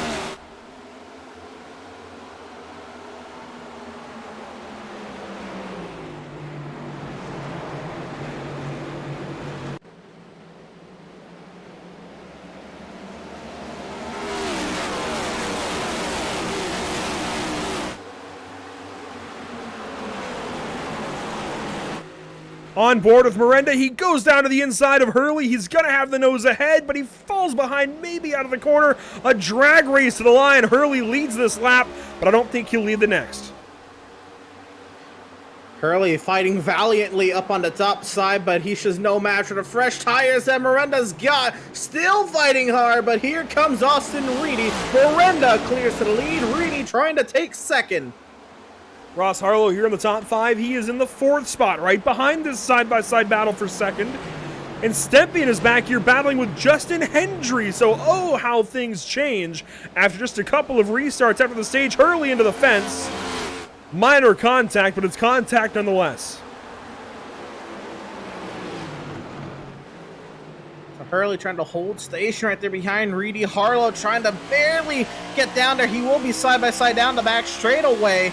And the drag race looks like it's going in the favor of Hurley, but we'll see what happens out into turn 3. Harlow is able to drive it deeper into the corner. He's got more grip, but he's not clear. Hurley's still out there, and now he's clear. Loss of appeal now taking a look at the 42 as Harlow moves into the top 5. Peel dips down to the inside of Hurley and will easily lurch ahead into the corner, and there you see Stepien has been clear of the number 11 of Hendry. Now battling with Hurley side by side are the 42 and 81, holding Steven up just a little bit.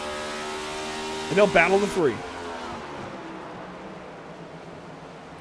So this is kind of a weird feeling. This is kind of almost a helpless feeling in Kevin Hurley's case. You don't have the tires as everybody around you.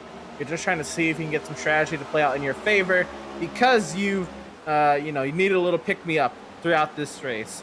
But right now, he's just trying to keep himself running up here, trying to keep himself in the pack, hoping tires equal out in some sort of fashion that he can stay competitive up here and caution on the speedway. Oh, another big one in turns 1 and 2. Hendry is involved and many others. Oh, my goodness. There's the number 11. I'd have to imagine it starts somewhere around him, if not with him. again, Andrew, we're talking about the same people involved in these incidents, and it's in the same place. If for the same, in the same place, and a lot of it's almost not their fault. They just keep getting unlucky. Let's see here for Hendry, down into the inside of one, just spins the car around. Herb Kendall, oh my goodness. Big hits. Isaac Mock, and he just releases the brake, does Hendry, comes down into Kinsey. At some point, you got to put the brake on, I think, but I understand the frustration, just making it difficult on other guys that are trying to miss it. I'll say, you know, given the benefit of the doubt, maybe it's just trying to roll off the track, but still, you got to hold your brake. Just the same type of incident we've seen all day, Andrew. Spin getting down onto the flat. And it's going to make it really tough for all these guys. Here's a good look at things. There's the crash developing. Oh, my goodness. Isaac Mock. Chris Shoemaker is just about done. Kinsey is... It's light contact, admittedly, with Hendry. Reeves snakes through. Ryan... I really feel for Ryan Kendall in the 68, parked right in front of that camera. I really feel for him. He had a great run last week. Put the car on the pole at Atlanta, and this is what happens to him in New Hampshire. Here's a good onboard. This is tough. It just happens nowhere right to go. Oh, man, that's too bad. You know, oh yeah, there's some suspension damage. That's not going anywhere anytime soon. Left front and right front. Ooh, double whammy. Look at the right front camber. That is Oh. not how. I mean, you know what? That's honestly kind of close. It's exaggerated, but kind of close to how you want the right front here for New Hampshire, but not at all what you want. It's like a setup you put in on like NASCAR heat. to Yeah, go for faster. real. Here's the onboard for Shoemaker. Again, a victim of other circumstances, and we've seen a lot of that for him. Isaac Mock in there as well. Man. And Mock is disconnected, and you kind of knew that one was happening with how hard he hit the wall. You know, it wasn't too long, you know, that we didn't have this damage model. You know, we're still trying to experiment with it, and then a couple weeks into having this damage model, iRacing, I guess it was kind of a bug, added in, I guess, the missing engine damage he would get in an incident like that, and my Isaac Mock, he's going to be a victim of this engine damage, and man, what a hit. And he just picked up a new sponsor, but it's Team Watson Racing on the side of that car. Getting involved with the BRM crew, Whiplash Media, and I saw Jesse Whittington slow down, and yeah, you can see the right front damage. Oh, yep. For Isaac Mock, and that is terminal, more or less, with how much time it would take to repair. Yeah, he's already left, so it is they done. Oof. That's too bad. Again, all these drivers are victims. Just nowhere to go. It happens right in front. You try to avoid it the best you can, and next thing you know, you're nosing into the barrier. A lot of issues for several drivers in this field, but we are 1 to green. And Emerson just ahead of the 50 to go mark. Who do you pick out of this very oddball bunch of drivers at the front of the field? Mario Miranda, Austin Reedy makes sense. Ross Harlow is a surprise. Lawson Peel, Steven Stepping makes sense. Kevin Hurley, Curtis Kelly, I feel like are safe to say are surprises. Even Justin Winters, Garrett Brown, and Logan Sturgeon in this top 10. Sturgeon on old tires with Hurley. Definitely a grab bag of drivers up front. Who do you got? I think of the top. I'm going to have to go from the top 3 that we've seen most of the race. The driver I've seen most in control of the car, I think, is Steven Stemping. That's saying a lot because he's been sideways a lot, too. Yeah. I'm going to go with the 81. We'll see with 51 laps to go. I think the layup is Miranda, but the heartstrings pick would have to be Ross Harlow. I'd love to see car 5 go to victory lane this evening. Back into the Geico restart zone. A quick and easy launch from Miranda, but a stack up on the outside lane. But we're back green flag racing, and we dive down to turn 1. Harlow through to second.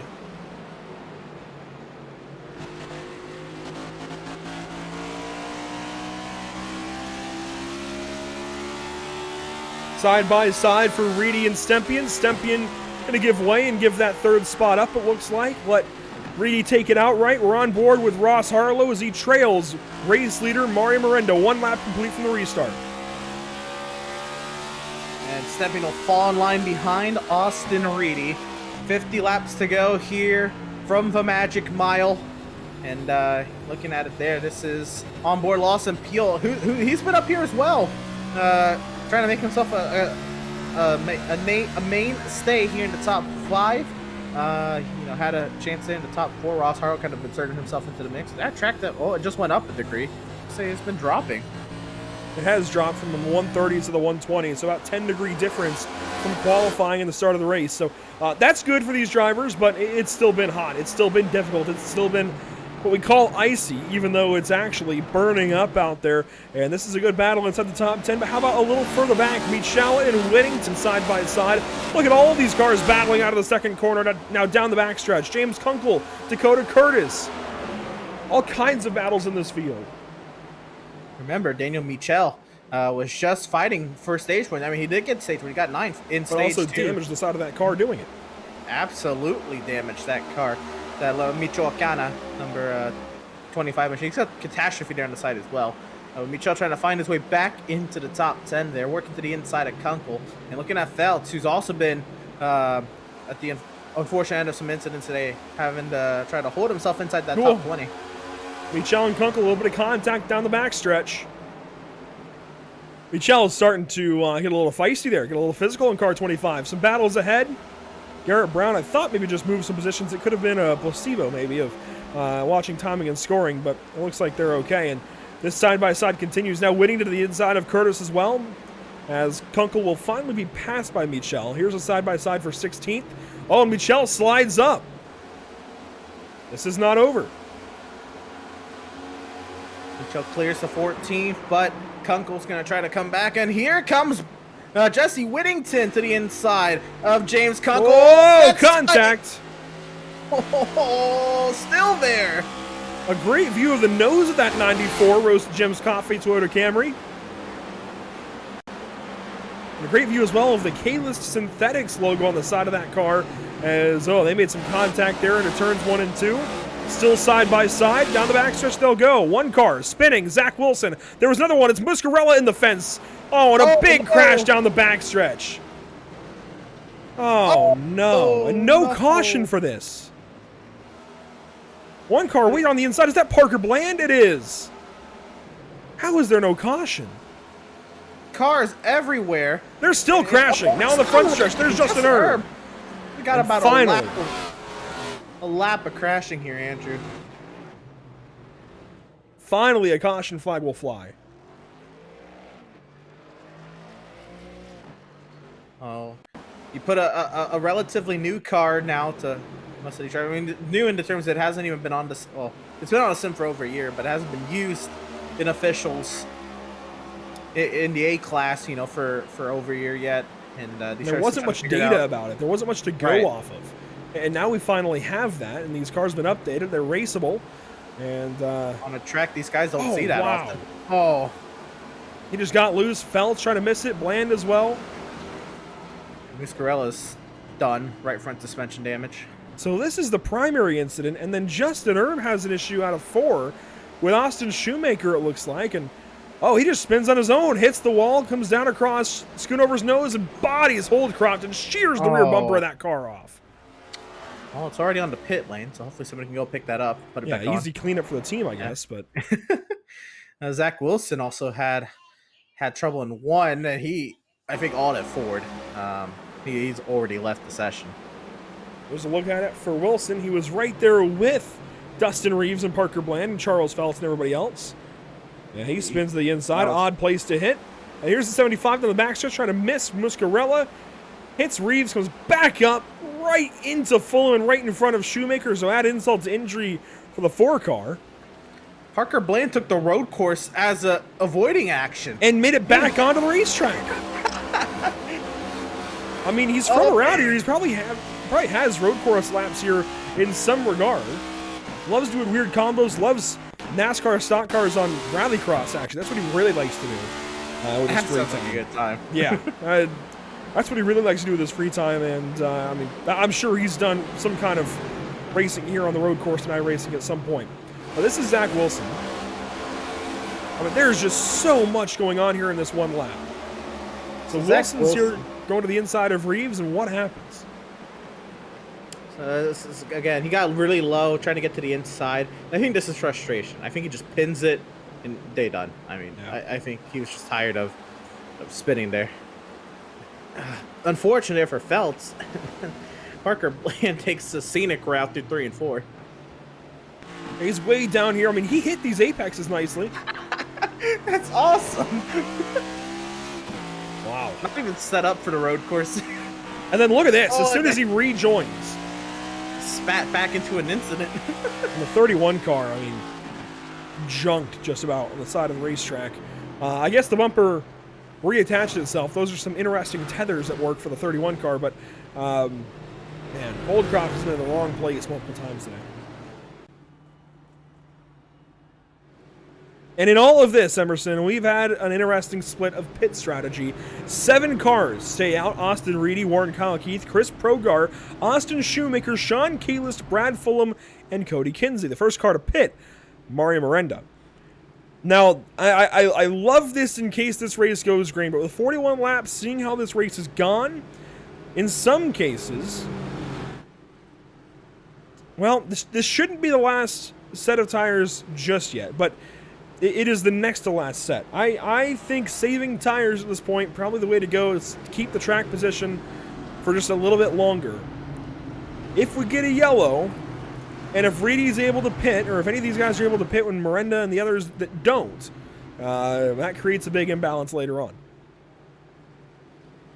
Yeah, I'm intrigued to see how this will work. You know, typically you look at the drivers up front as kind of sitting ducks on their current set of tires, but they a lot of these guys, they only have 13, 14 laps on their tires. It's gonna be intriguing.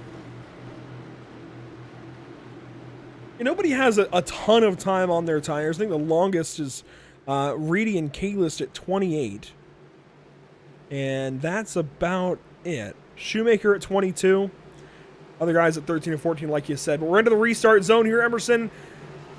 Side by side are Reedy and Warren Kyle Keith. Restart is alive, and we're back racing at New Hampshire.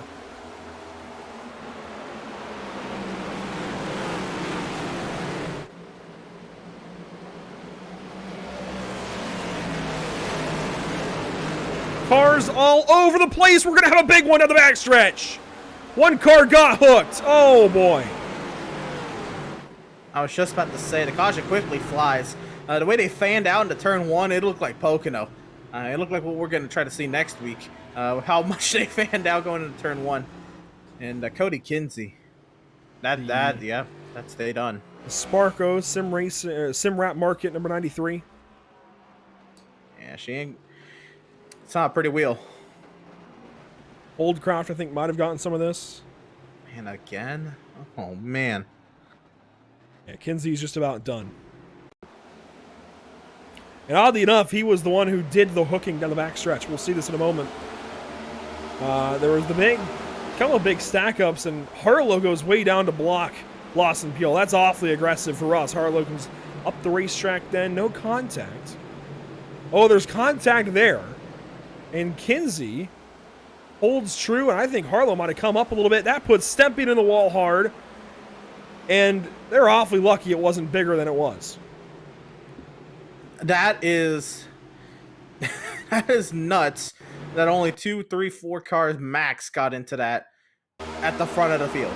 I mean, on a restart where everybody's 4 and 5 wide, look how aggressive Miranda is. And Miranda barely escapes this, by the way. Miranda was on the outside, Harlow on the inside. There's that contact there with the purple and red cars of Kinsey and Harlow, and just turns him. I mean, we'll get one more look at it to really show who moves on who, but I really feel as though Harlow, unfortunately, came up. And that's just something, you know, typically on these resets, you're like 2 wide. You don't see a lot of 3 wide on these resets. This one was a chaotic one, so I think maybe Harlow expected to be 2 wide. Didn't know they were almost 4 wide. And, yeah. Gets it to Stempy in there. Thankfully, Stempy continues. I don't think he's too hurt. That car right there, that was the 4th car, that red car that came in late. Stempion's got some left front damage, but I think he'll be able to continue. I don't think it's too big of a deal for him. I wouldn't pit. Yeah, no, I don't know if I would stay out here, just out of precaution. As race control, oh no, not race control. Harlow comes down to the pit lane. I saw him stop and lose positions, thinking maybe race control had black flagged him, but just a pit stop there for the 5 car. At the end of the day, it's a racing incident. Right. I don't see a call out of race control yet, so I don't know if, they're still thinking about it or there's just not going to be one. I'll tell you what. There's an oddball player up here on the top 3, Emerson, and well, there's actually 2. We talked to one of them already, and well, it's not Austin Reedy. So Warren Kyle Keith in car 22 is looking pretty good. Warren, how's the car feel? Yeah, it feels pretty decent. Just this track is so hot right now. It's just loose off the gun, but give it a few laps and it kind of comes in its own. But we got to be real careful on these restarts because turn 1 and 2 is going to be real dangerous late in this race. Now, the exact position you're in, second place right here, is definitely by virtue of pit strategy, but you've been good so far today. What are you hoping to capitalize on here?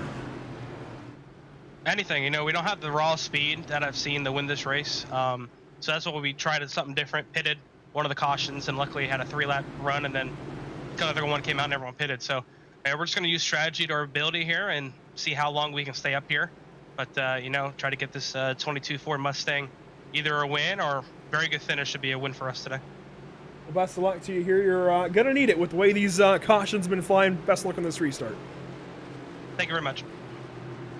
Warren Kyle Keith coming to the restart on the outside of Austin Reedy. He's going to need that good luck, I think, Emerson. This has been wild stuff here at the New Hampshire Motor Speedway, and we've still got 35 laps to go into the Geico restart zone again, and green flag will fly. Reedy pulls way away.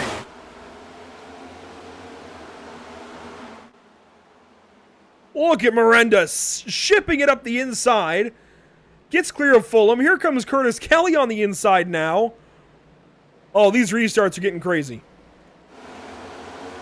There's definitely an art to down on that bottom lane because Miranda was able to do it and he looked okay. I think there's the throttle modulation part with that bottom lane as well, and maybe the way you enter it. Austin Shoemaker on the outside gets passed up by Mario Miranda. Look at this battle. You've got Brad Fulham, Steven Stempian, Curtis Kelly, and more as we complete the first lap from the restart. Sean Kalist back here. Kevin Hurley, Justin Winters, Garrett Brown, Lawson Peel, all battling around the top 10. Oh, Kalist got loose out of the corner. Kalist is trying to hold on to what he's got, but he's under heavy attack, heavy fire. Brandon Banks goes on through, and Kip Beasley. Here comes Stempian, trying to get by Shoemaker, yeah. Shoemaker gives him that spot. Now Miranda working on Progar, and a caution will fly. Charles Phelps in the back. Joseph Mahar will go by. Mahar, by the way, is still in this race, despite being 7 laps down. And he got one of them back. Just might be the lucky dog. How about 2 laps back? He might not be done. I wouldn't be surprised if we see him get to about 3 or 4 laps down. Maybe not back on the lead lap, but 3 or 4 laps down, I think definitely a possibility. And Phelps just got into Shoemaker, goes around, gets a bit of a tip. A tip or 2, actually. Not been his day. That was just a bad spot there. There's a lot going on. Right. I saw Curtis at the racetrack. Let's check this out. Racing with James Kunkel in a 3 and contact there. And in some way, they stack up. And, yeah, Shoemaker, Phelps, Holdcroft, and Hendry. Yeah, Shoemaker came down. He was trying to avoid a potential incident happening up on that top side. And get Phelps down there. Let's check this out for Dakota Curtis and James Kunkel. We didn't see this happen live. We saw it briefly on the last replay clip, and let's look at it properly here. Kunkel into the corner, sends the one up the track a little bit. Oh, my. And then comes down into Reeves a little bit, but they all hang on to it. Proper heads-up stuff. What a save from Dakota. He's had a few of those this year. Man, that it's hard to save an X-Gen car, Andrew. You're able to a little, you have that diffuser to lean on, but the way the box is set up with the rack and pinion steering, a little too much wheel back the other way, and you are hard into the outside wall. This is the 14th caution flag this afternoon, and it's starting to stack up a little bit, Emerson. This Last stage is getting a little bit chaotic for these guys. We have had 5 lead changes, a lot of storylines, a lot of great racing throughout the day between the yellows, admittedly. And all we can hope is that they find a bit of a rhythm here. Even if they don't, we'll have a lot of storylines with just who's taking tires when, who's good on fuel, who isn't. Everybody should be good on fuel, for that matter, but still a lot to talk about. As these guys continue to pace under yellow, though, we will go PitStop TV side by side at least one more time as we come around to 30 laps to go.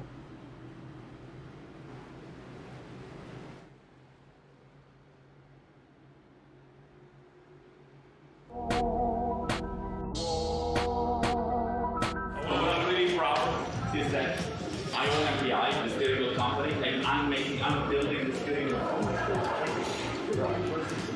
This is my creation. This is yours. Yes. It's so sexy. The steering wheel, it's a very unique thing. It's shaped on the hand of Scott Dixon. His hand. Yeah. This grip has 27% more grip feel than suede. Scott in the race is gonna make less effort when he drives. When you're in the car, it's like lifting, it's like having 40-pound dumbbell like this, maybe more in the car. For how long? 3.5 hours. You know, average heart rate in the car, never below 150. Never below 150. You need to be a real athlete to drive. Yeah. They exercise every day. So this is my creation. Amazing.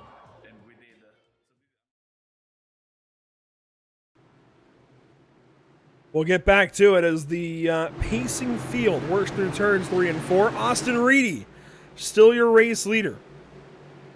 Warren Kyle Keith will restart from second, and the green flag will fly for the 15th time today at New Hampshire.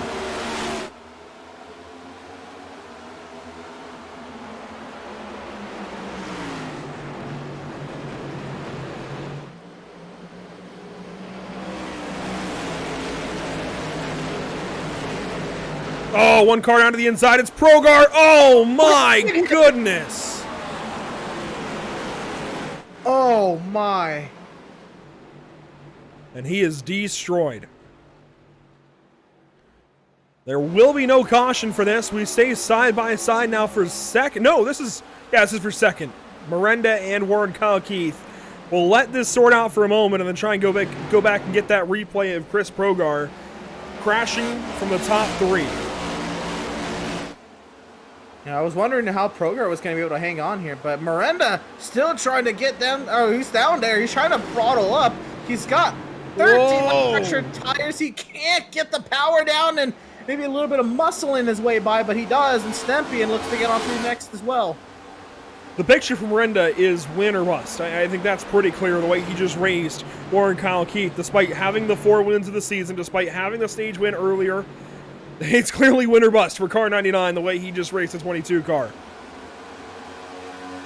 Yeah, you know, at that, he's not points racing anymore. I can see it. Keep racking up those playoff points.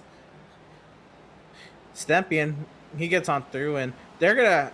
I wonder if Stempian's gonna right behind Miranda as they try to catch Reedy, or if he's gonna try to pass Miranda and try to catch Reedy himself. Well, while these guys sort things out, let's go back with 26 laps to go and check out what happened to Chris Progar. It was definitely a quick exit stage left for car 17. No kidding. Restarts third behind Reedy, gets stacked up a little bit, but he's still side by side here with Miranda. I am so curious. Reedy does that a lot, by the way. He brings the field down a couple lanes on the restart. It creates a snake effect to the field. Oh, man. Oh. I think he just came up a little bit. Wow. Oh. You know, Tony Kanaan ended up flipped over there once in an IndyCar race here at New Hampshire. And I didn't think a stock car would ever get close, but Progar is working on it here. Let's see this. This will be a better view of if he comes up or not. Oh, they drive into each other. They met, yeah. Oh. You know, race cars, they'll find anywhere to hit on the racetrack. That's why there's tires there. That's exactly why there's tire barriers there. Because again, an IndyCar crashed there once, Tony Kanaan behind the wheel, and there was more to it than that, but this is the onboard for Program. Why there's in real life a strong program put safer barriers, soft walls, tire barriers anywhere they can. Coat the racetrack with them. That would have been a nasty impact. Oh, yeah. I know there's tire barriers there, but that wouldn't have done much in real life. Not at that speed. Inside of 25 to go, your top three just about as they have been most of the day. It's Reedy, Miranda, and Stempian. Jumble them up in whatever order. That's been the top three for most of the afternoon. But now Curtis Kelly in fourth, Warren Kyle Keith in fifth. Then Garrett Brown, Lawson Peel, Daniel Michel, Justin Winters, Brandon Banks, the rest of your top 10. Hurley, Shoemaker, Easley, Whittington, Sturgeon, your top 15.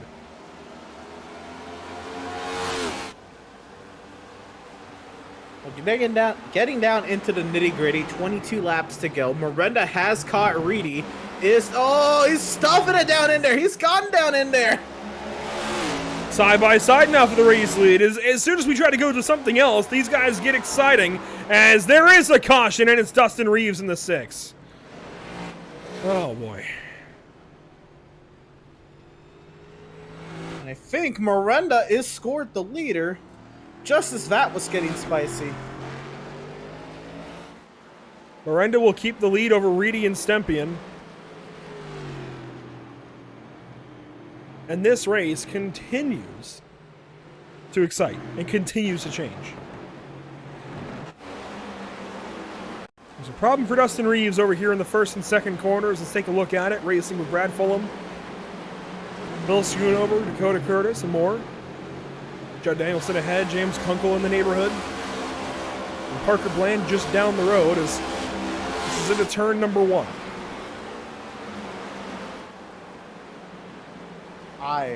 These guys have just got to stay off of that seam. And he was down there for a while. He ended up looping around closer to turn 2, but that is not what I expected today. Coming into today's race was a lot of spins entering 1 and 2. I thought they were all going to be off corner exit. That is, I mean, we all were with the spin zone camera, but this is new. I was not expecting this. We'll go back and see what happened with the leaders, because we were in between a couple of things. Admittedly, we had a bit of a Monaco moment, but we'll check this out with the race leaders and see exactly what happened. Miranda takes the race lead away from Austin Reedy here, just in time for a caution flag. Your top 13 will stay out, and this is how it happened, just that bobble. Reedy actually came down a pit, so he's giving up second, and he's going to try to fight his way through the field. Didn't I call this out a little bit ago? If we got a caution and Miranda was trapped on the racetrack, of course, if you're the leader, you set the tone for the rest of the field. If you stay out, most will come in. If you pit, most will stay out, shuffle you back. And one thing I was fearful of for Miranda was if Reedy had a chance to pit on his own accord, take tires, and take some other drivers with him. That's exactly what's happened. Now, Reedy has the better tires. Reedy's got the 14th position, 24-lap better tires than the race leaders. In fact, better than the top 12. The only car closer to him is Sean Kalis. Said it, man. This is what I was concerned of, and I think track position will be good for these first few laps off the restart, but if they go green for more than 5, I think Reedy slices and dices his way at least close to the top 5. You're going to need a lot of yellows, I think, if you're Mario Miranda, to hang on to this race win, if Reedy is able to make use of those tires. And Reedy, he's a take no prisoners kind of guy. He will be aggressive. Yep. He is racing for the win. And Miranda and Stempian, their bet is made, of course. They've stayed out. You know, there's no use in pitting anytime later than this unless they get into an accident.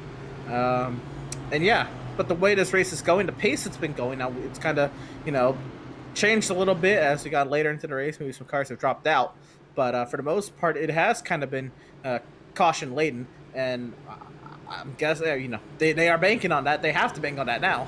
Well, Emerson, there's somebody in this top 3 that, as they double up, is going to have an interesting perspective for the restart. He's a teammate to Austin Reedy, and it's Curtis Kelly. Here comes driver at the 29 for you. Curtis Kelly starting inside row 2. What is the game plan here to kind of maintain what you've got or go for it ahead of you? Well, we're just going to hope they fight behind us and we can have our own battle up here. We don't want to see those tires get up to us, but I think it's, 17 laps? There's a good shot we'll see them. Save the tires last run and plan them for this, basically. Right on, and then Well, yeah, I guess y'all are coming around to the restart, so I guess a quick one. But best luck to you. Hopefully we'll talk to you a little later on. Yeah, hopefully see you later. Curtis teammates there with Austin Reedy and Daniel Holdcroft and James Kunkel over at Fast Banana Racing, even teammates with Wyatt Brackett, who's not here this evening. Down to the Geico restart zone one more time. Let's see if this is the final time, potentially. Mario Miranda, Steven Stempy in your front row. Green flag flies at New Hampshire. And, a little all over the place there for the 81. He loses second.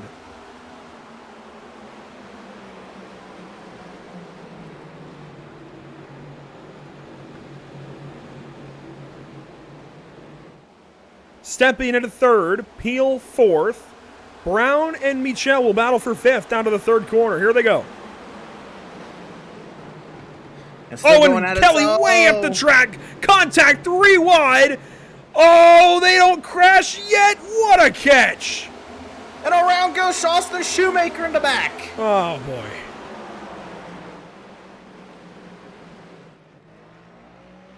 Not what he needed.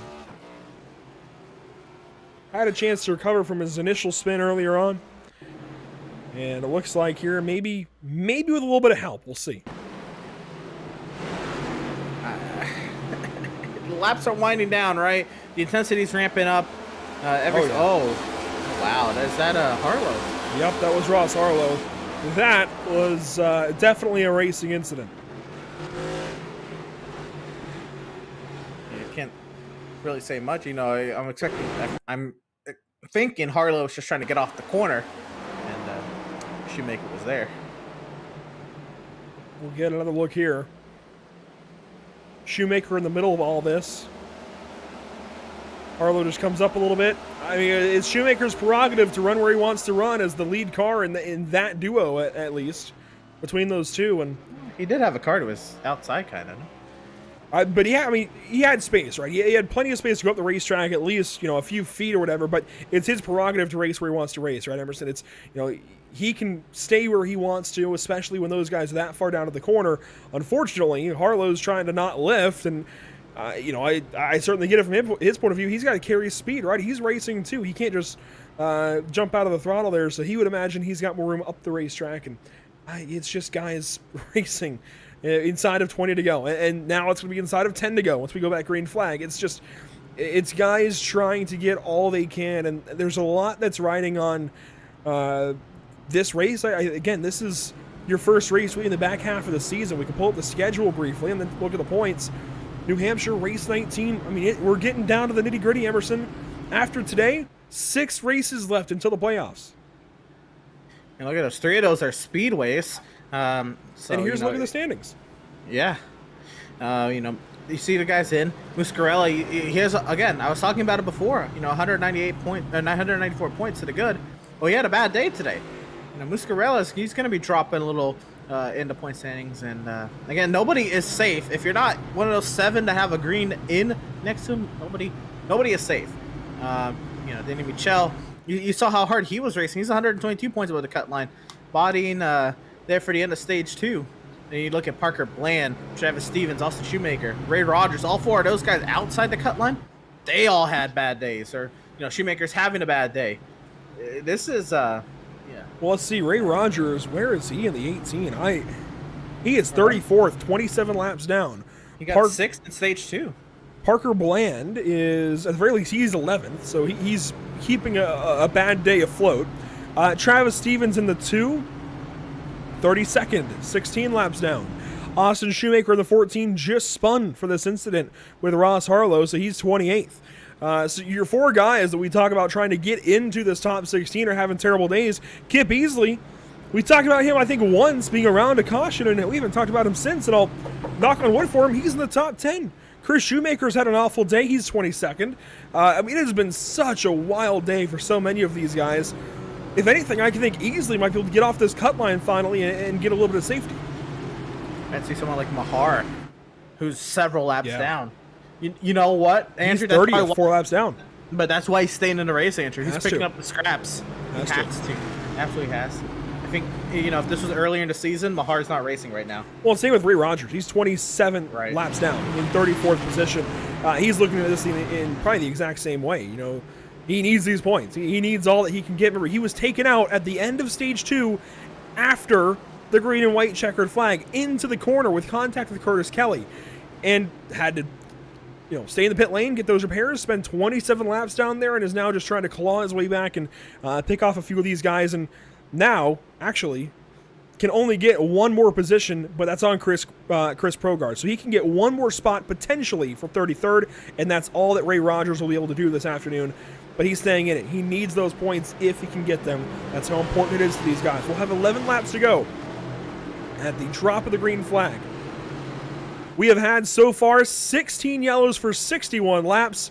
Miranda in the race lead. Stepien outside. Green flag will fly late in the restart zone, but we're racing again.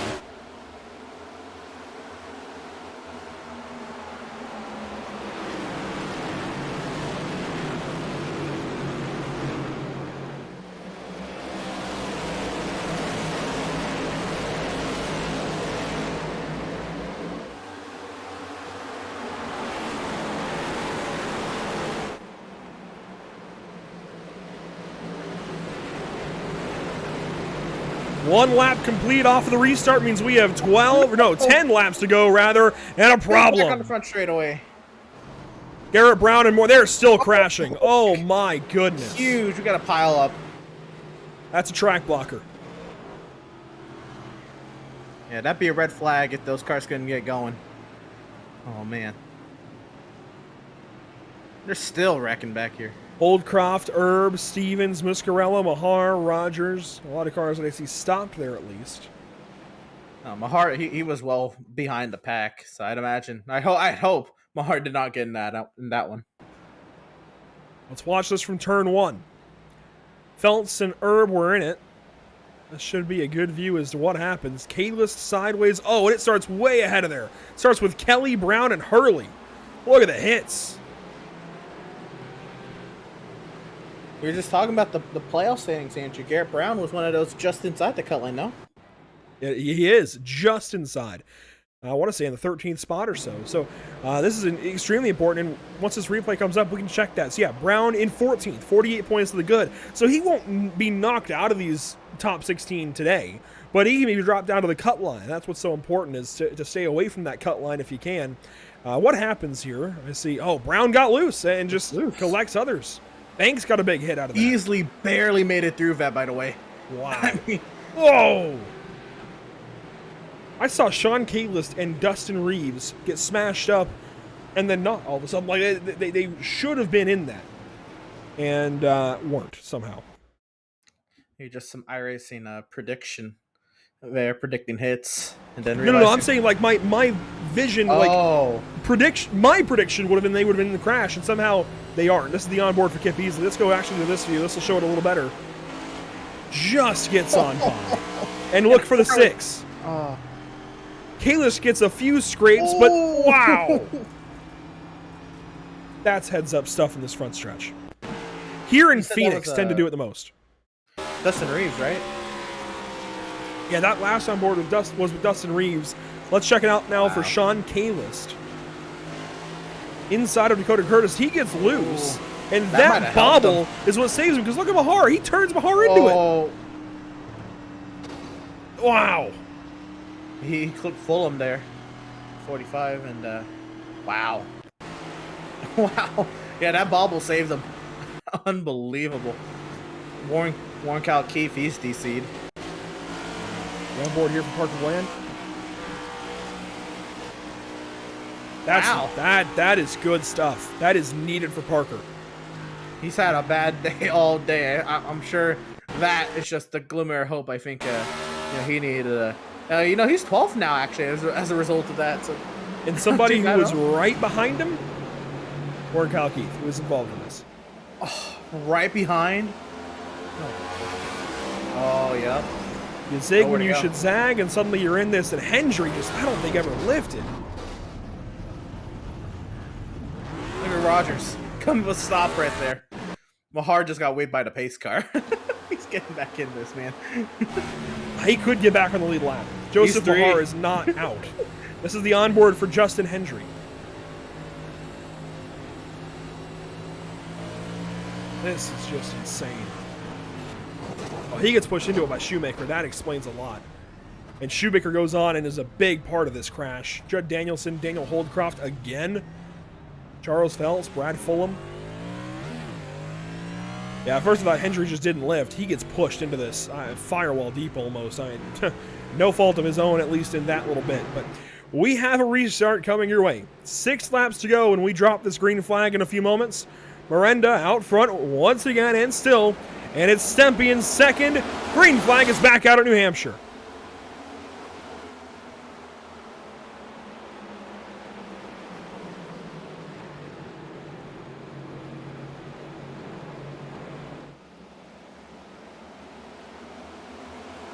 Side by side, 53 and 81. This is for second. You see him shoot off into the corner, and there's a bump entering 3. You see Peel, and the nose sparks up a little bit. That's just how these cars are set up. The Peel was not able to stay down there, and Stepien clears by around the outside. Looking at this. Fourth. Or I guess now Curtis fifth. Kelly. Curtis Kelly and Daniel Michel in this battle. These two are still in the top 5. Austin Reedy is coming back to them, though. And Emerson with 5 laps to go. I wouldn't rule him out just yet, although it's going to take a lot to get through 5 cars and get up to Mario Miranda. This is currently your battle for the race win. 4 laps to go this time by. I think if Reedy gets by a couple here and gets a restart, he will be in the catbird seat. He will be looking good. Up front, Stempien, he has chased down Miranda. But of course, Emerson, when Reedy needs the yellow, will he get it? Probably not. Stempien, though, putting pressure on Mario Miranda and gets a move to the outside. Miranda got loose. Can he get the power down on the inside? He's been so good at being on the bottom all day, and Stempien around the outside. He's not done yet, though. Reedy through to 5th. He's got clean air up to Curtis Kelly. Lawson Peel behind his teammate of Steven Stempien on the outside of Mario Miranda. 3 to go. It doesn't get much better than this. Still side by side for the lead with 3 laps to go. Off the corner, Miranda still sideways, trying to put the power down. Reedy now putting pressure on Kelly. That's for 4th on a caution. Oh, who was the leader? They're still fighting for it. It's Daniel Michel. I think Stempien will have the lead, but the 25 car and many more are wadded up on the backstretch. Kip Easley is finally in a caution. Oh, he had a good day going. And it is Stempien the leader. 27 is torn up. Oh, man. Nearly got through 150 miles. Nearly. I am not believing that. He was going to get himself up off the cut line. He was. Until this incident that includes Daniel Michel. I think he might have gotten put loose by the 54 of Banks and then loops it there and just barely collects easily. Oh my gosh! Scoot over and more. Wow! Oh, man. Okay. Those tires are getting a test down there. That wasn't even the tires, I don't think. We'll see it in a second. But let's watch this from Michel. Into 1.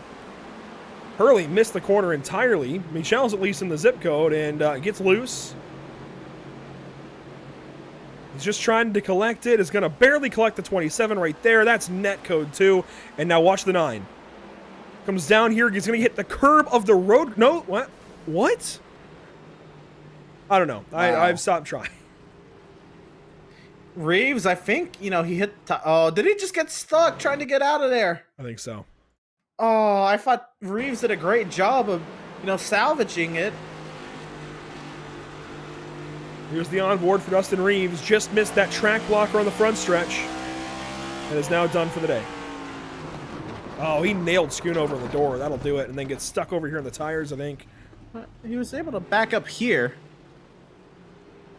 Did he get stuck trying to get going? No. Oh, okay. I think he just realized the damage. Oh. Yeah, realizes the extent of the damage and decides that's enough for him. Let's watch the onboard now for Kip Easley. This will be heartbreaking. He did everything right up until this point. Just wrong place, wrong time.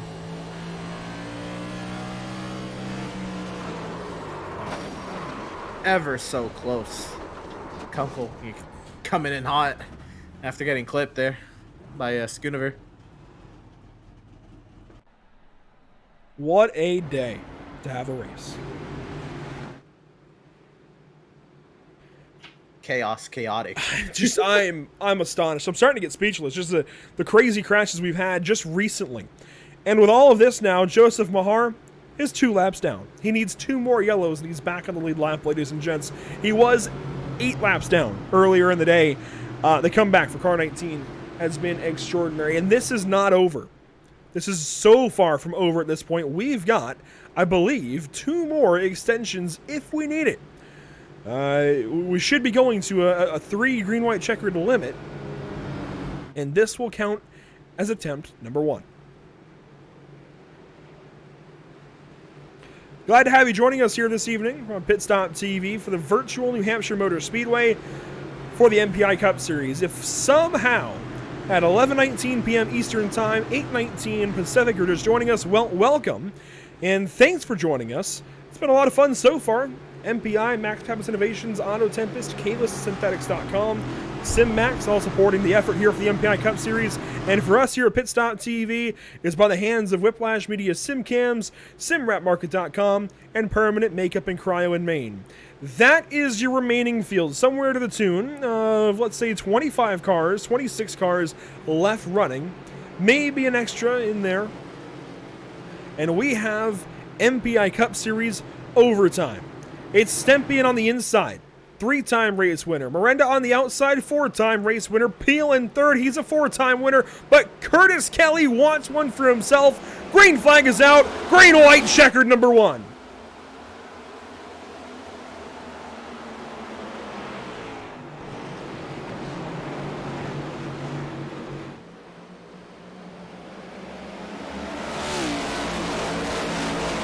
Stempian down the backstretch with the lead, side by side for third.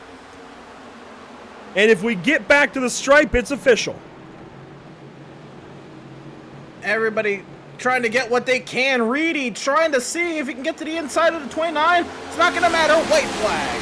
White flag is out, presented by Whiplash SimCams. Down to turn number 1. Here we go. Car number 81, Steven Stempian. Out of the great state of New Hampshire. He's a hometown boy. He has fought tooth and nail. He's been hit a few times. He's had to fight back from adversity today at New Hampshire, but into turns 3 and 4, the Chevrolet Accessories number 81 Chevrolet Camaro is going to notch win number 4. Stempian's going to victory lane at home. Wow, what a race. I predicted him to win, and we got spinners now coming down to turn 1. I predicted him to win. I was not expecting it to be in that fashion. Kevin Hurley went around there. What a race. He got, Miranda at a vulnerable point. Miranda got sideways, and he was there to take advantage of it. Steven Stempian was there just when he needed to be. Was there in the race lead when a caution came out. And he's going to victory lane. He did everything right.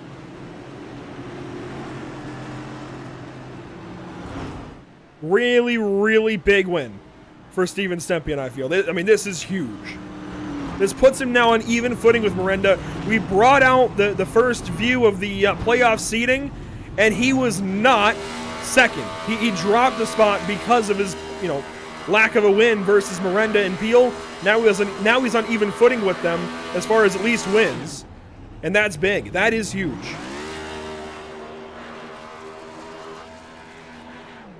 Absolutely. Steven Stempian again. I've been, very confident he's going to be a driver. Him, Lawson Peel, or Miranda. Definitely I think the big 3 in this series. And then Stempian's just kind of establishing that with yet another victory. Does that say only 7 laps led? 7 laps led, yes. As low as 10th, though, he kept it in the top 10 all day. And that's not often something that can be done. That is difficult to do, especially in a race like this where we see 17, 18 yellows, 18 for 68 laps. So many strategies, and he only was as low as 10th. And he got hit. I mean, I thought maybe he should come in and pit at one point because of the damage he had, but he, just to make sure the car was okay, but he had the better option, and that was to stay out, just like you said, Emerson. So to your credit, I think that is a big part of why he won today. Absolutely. I mean, I think any other race, right, you'd want to pit in that spot. But with how chaotic it's been back there, and if you drop anywhere lower than like 12th, your likelihood of getting into an accident skyrockets. There's no reason to pit. I mean, if it was very minimal damage, and see how it played out for her.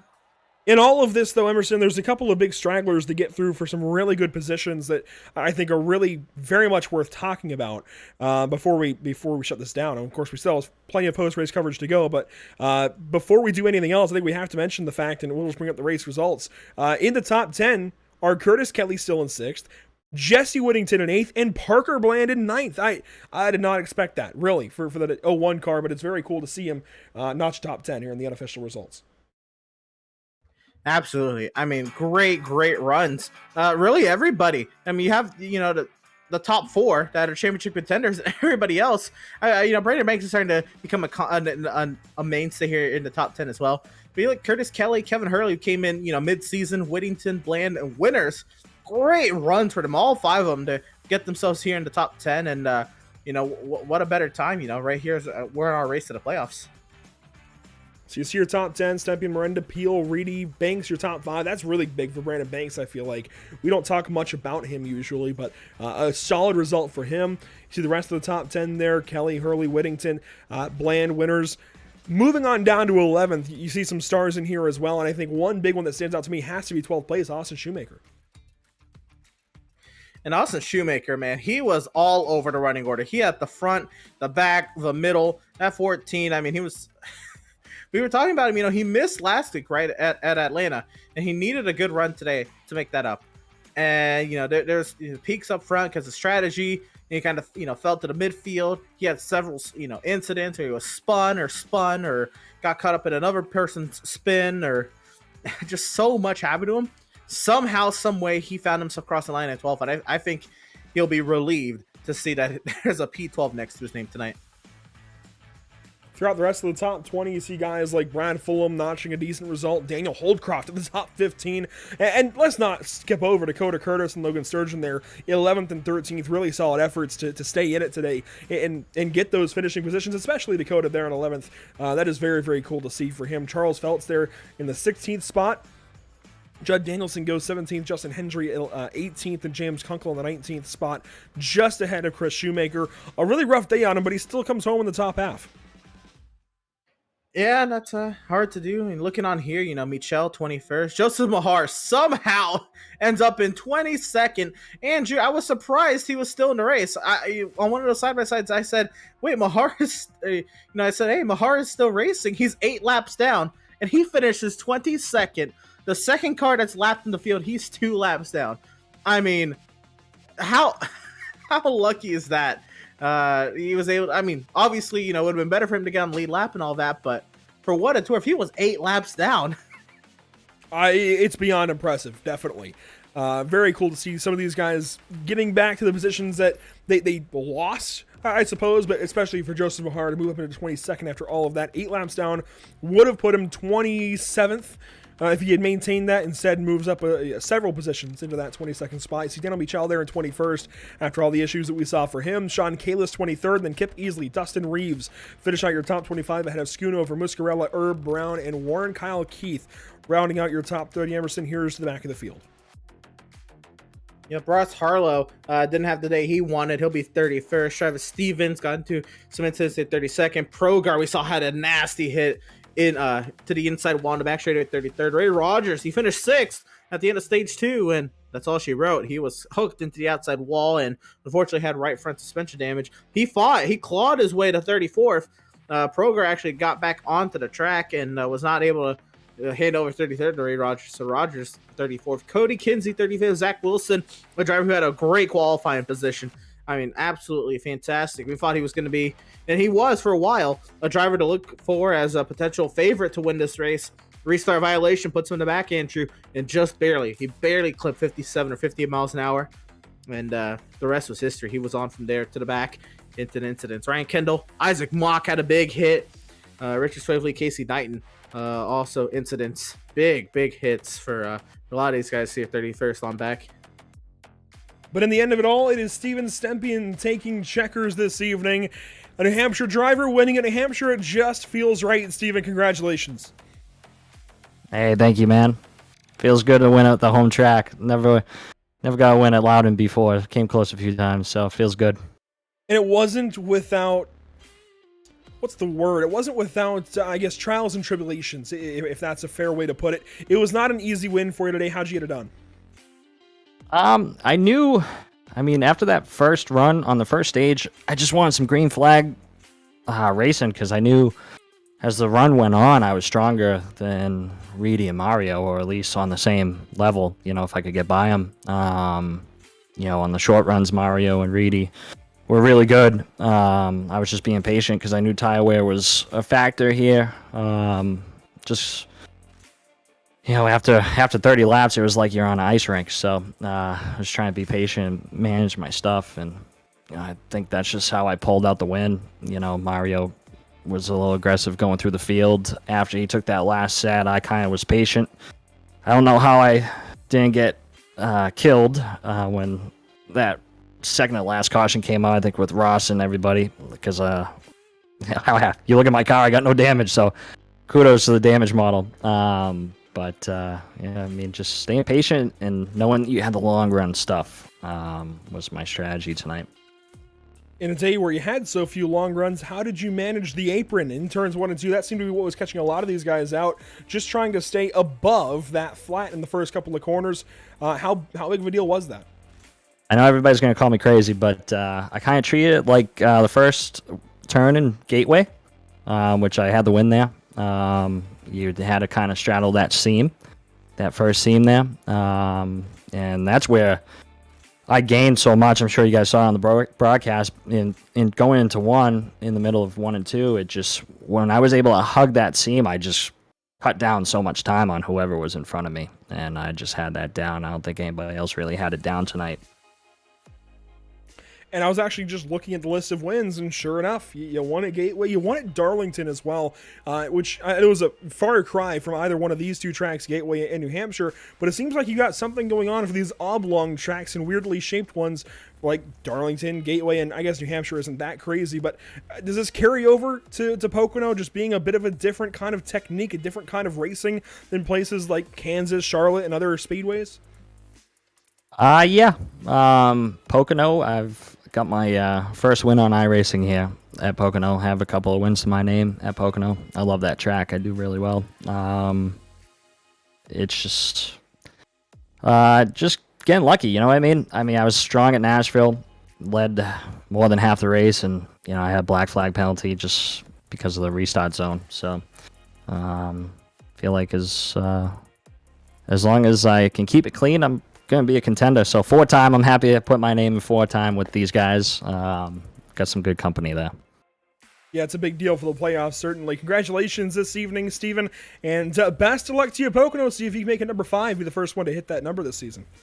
I'd love that, man. I'm just more excited that I got the win. Loudon's an hour away from me. Feels good to get the home track win. And shout out to my pops out there watching.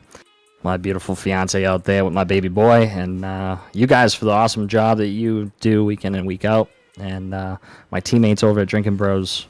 Always strong run. Wouldn't be here without those guys. We work very well together.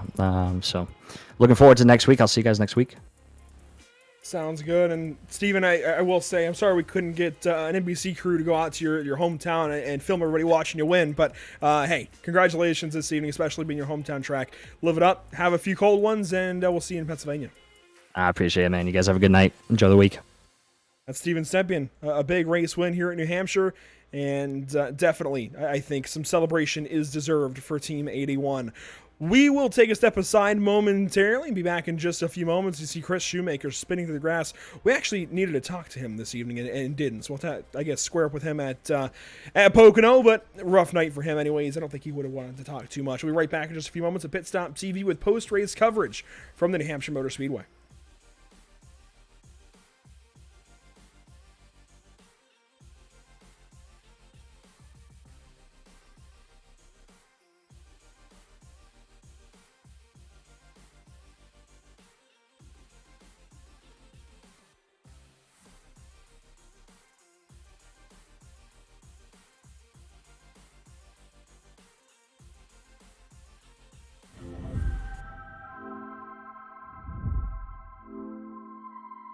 Hi everyone, I'm Max Papis, founder of MPI.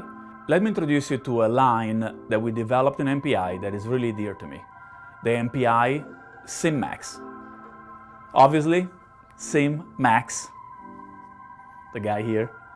The reason of birth of SimMax is the fact that nowadays I believe that sim racing and virtual racing is exactly the platform to start. I consider sim racing and virtual racing very similar to the experience I had in go-kart when I started in my racing. And let me introduce you to our line of authentic steering wheel created specifically for the sim community.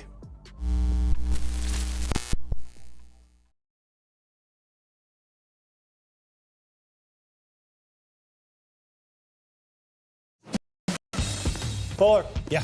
Needed F-150 for Smith build. Got it. Yesterday. I know. Don't forget my BMW. Gotcha. Check this out. All the major online automotive sites in one place. BMW, done. F-150, done. How's he do it? I can search nationwide. Even those classified sites. Auto Tempest, all the cars, one search. That's how I do it.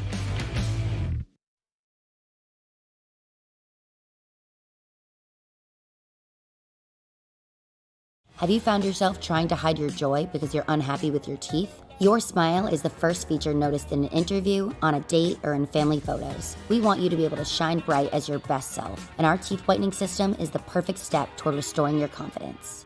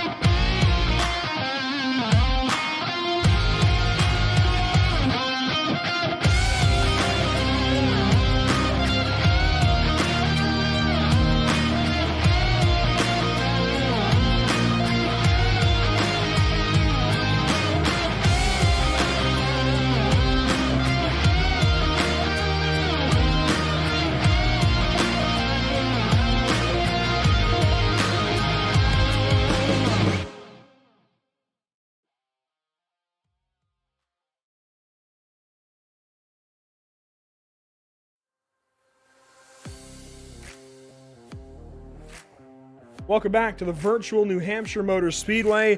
It was a fun one this evening. A lot of cautions, a lot of lead changes, a lot of crashing. Just a lot of fun, I think, and definitely New Hampshire living up to a lot of hype, potentially, especially with this new car, this old track, and just not really knowing exactly how things were going to go. It was a driver's race, definitely, except we had a lot of stoppages, and you had to master those restarts. We saw that catch one driver out, that was Zach Wilson. We just saw a lot of things this evening, Emerson. It was definitely a lot of fun, and glad to have had everybody here this evening. Glad to have had Emerson along with the call. It was definitely a wild one here at New Hampshire. It is the Magic Mile, and it was nearly magic for Mario Miranda, who comes up one spot short. Emerson, here is driver of the 99. Again, coming up one spot short, Mario Miranda. Again, a driver we saw, early on dominate and have a great and a good-looking car. They led a lot of laps, and unfortunately, it just was not meant to be. I'm imagining a lot of, what panned out there at the end was a result of the last run. So, what kind of happened there that last run that just kind of put you on the footing that you were on? I don't know.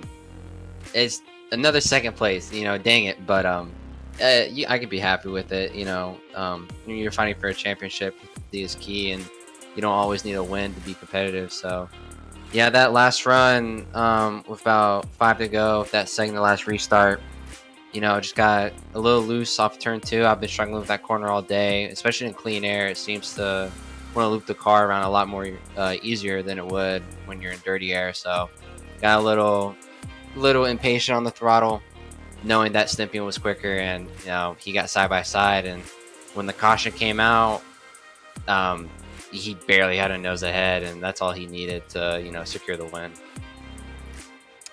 Wow. So we looked at it today. A lot of incidents today, and a lot of them are actually kind of entering turn 1, getting on that seam. But we noticed, at least I noticed a lot today, you were getting on that seam and you weren't having that much trouble. Is there an art to running, down there on that bottom lane, that seam, that other people aren't getting, or why did it just suit you better? I knew coming into this race I wanted to just wrap the bottom as much as I could and try to avoid diming the corner.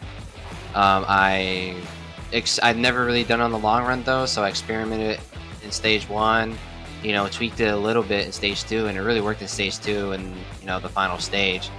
So I saw guys in real life doing it earlier today, just wrapping the bottom, trying to avoid diming. So it worked out for me. It got me to the second place. There was a lot of competitive cars today. I mean, there's at least 6 cars today that could have won. So, I can be happy with P2, but maybe I need to tweak it a little bit more before I come back here again. Right on. Second place finisher Mario Miranda today. Second place again, very tough track to get down, and seems like you had it down pretty well. Congratulations on your second place finish. Best luck to you in the coming weeks, man. Thank you so much. Appreciate it, guys.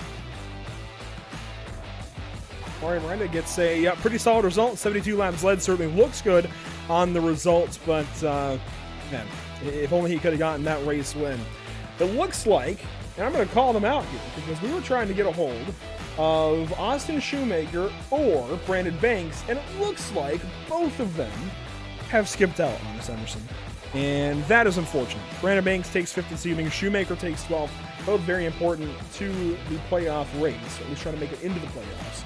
But it looks like neither of them want to talk. So I suppose we'll go ahead and grab Lawson Peel and see how the driver of the 53 did this evening. And Lawson, you've got 4 wins, and suddenly you're in wider company, because it's not just you and Mario anymore. Steven Stympian joins you, and you go 3rd somehow. What was it like from your point of view? Yeah, I just happened to hold on and get a P3 tonight. Was having some internet issues, so was happy to survive that, and just kind of shake out where we were up front. Stayed ahead of most of the wrecks tonight, and got a good finish. Pretty happy with it. What did it seem like the biggest challenges were for you this evening? I mean, we've seen them, at least from what we feel like. It seems like it was the apron, trying not to hit it. What did it seem like inside the car for you? Losing rear grip. We didn't run a really long green flag run at any point, so would have liked to have seen what would have happened if we would have done that, but honestly, it might have been a good thing, because my rear fell off significantly after about 15 laps or so, and that was definitely my biggest challenge, just going down in the corner and sliding the rears and just overbuilding the right rear. So other than that, lots of restarts. I'm typically not the best at restarts, so just trying to survive those, make good decisions, and not cause a wreck or get involved in a wreck. Now, of course, we go to a pretty oddball racetrack next week. It's Pocono Raceway coming up. How do you attack it? I know New Hampshire is kind of in a class of its own. Pocono is as well. Are there any kind of similarities you can draw between the two? They're very different, but just maybe. I doubt it. Pocono's kind of unique. But I'm looking forward to it. I like Pocono. I like the high speed, tracks where. Typically you get some more green flag runs and use the draft and kind of work at high speeds. It suits me better. That's what I like to do. So looking forward to it. Hopefully it'll be a fun race. Probably kind of like a lot of races this year with this next gen car. You just go for the first time and you really don't know what to expect and just kind of figure it out as we go. So I'm sure it'll be a lot of that. But looking forward to it. Congratulations to my teammate Steven Stympian for getting that win there. He got it done there at the end, so that was awesome to see. Congratulations to you as well, putting it on the podium this evening, Lawson. It was kind of a come-behind podium, but definitely one well-deserved. Congratulations. We'll talk to you next week at Pocono, Pennsylvania. I appreciate it, guys. Thank you. Awesome deal. Notches a pretty solid third place finish, and Emerson is just a couple of spots ahead of somebody who I think really did a good job of maintaining from positions behind. Curtis Kelly goes 6th. Emerson, here he is. And we do have driver of the number 29, Curtis Kelly. And Curtis, I know you could have used a great run to, kind of get yourself solidified there into the playoffs. And you come out of here with a 6th place finish. You started from 16th. What was that journey like? A lot of good running. Wish we got more green flag running. Obviously, I think we would have been able to get something done there at points. Whenever we kept having that green flag running, I was able to work my way up. But honestly, it was kind of just a night of making up for my own mistakes over and over, and I wasn't on my A game. Should have been there, but got to go look at the mistakes and learn from it. That's the big takeaway tonight. Nice points finish, but a little frustrating. Well, we have a difficult car, that's relatively new to y'all still, and a track y'all didn't really see in this series. So a very difficult car track combination, very difficult track. What were the things that kind of stuck out to you that you need to work on, and maybe what were some of your highs? What do you think you did better than some? Really good at working through traffic. Typically, I enjoy setting up the moves and making people feel uncomfortable. Not gonna put them in the wall or anything, but gotta race them hard, especially at a place like this. It takes aggression to make a move. But really, it was some throttle control at it too, and diving a little too deep into 3 a couple times and just getting the front end too hot. Got to manage the tires a bit better in the long run and not lean on that right rear so much. Right on. Well, we got 3 high-speed tracks, 3 pretty much super speedways, you can call them, in terms of Michigan, Pocono, Indy. Then you have, I think there's a short track out there somewhere, Watkins Glen. What are you looking forward to in the stretch races we got coming up? Haven't run Pocono in the new cars, so that's kind of a wild card for a lot of people, I think, coming up. So be interesting to see what happens there, but I'm a big fan of Indy, and the road course is walking. That's one of my favorite combos, this new car there. So just hoping to keep it clean, bring it home, and enjoy the super speedways we got, and hopefully just keep the car alive at those, see what we can do. There you go. 6th place finisher Curtis Kelly.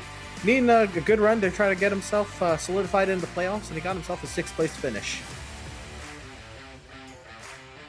Pretty big night for car 29, certainly, and one that he's going to need for the playoff seeding. And I think you could say that for several drivers on here. Brandon Banks as well, Dakota Curtis, Parker Bland, but then there's also guys who had pretty rough nights in many ways, and are going to come out of here wishing they could have this evening back, and wishing they could go back and do things, I'm sure, just a little bit differently, miss a wreck here or there. But all in all, a great night for us, at least in the booth, Emerson. A lot of fun watching how this season continues to progress. Yeah, absolutely. I mean, again, we were talking about it. I just mentioned it. Pocono, Indy, Michigan, 3 high-speed tracks. In Pocono, Indy, they take a lot of finesse. Those are some difficult tracks.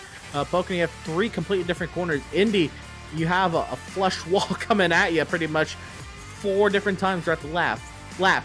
It is these are not just easy tracks because of their size. 2.5 miles for both of them. So again, those are going to be all about technique and finesse. The next 2 weeks we have Michigan, which could kind of go.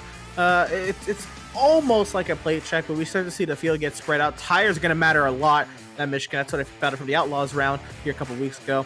Yeah, of course, I have Richmond, which was pretty chaotic earlier on in the season. High-speed road course, Watkins Glen, the super speedway, Daytona.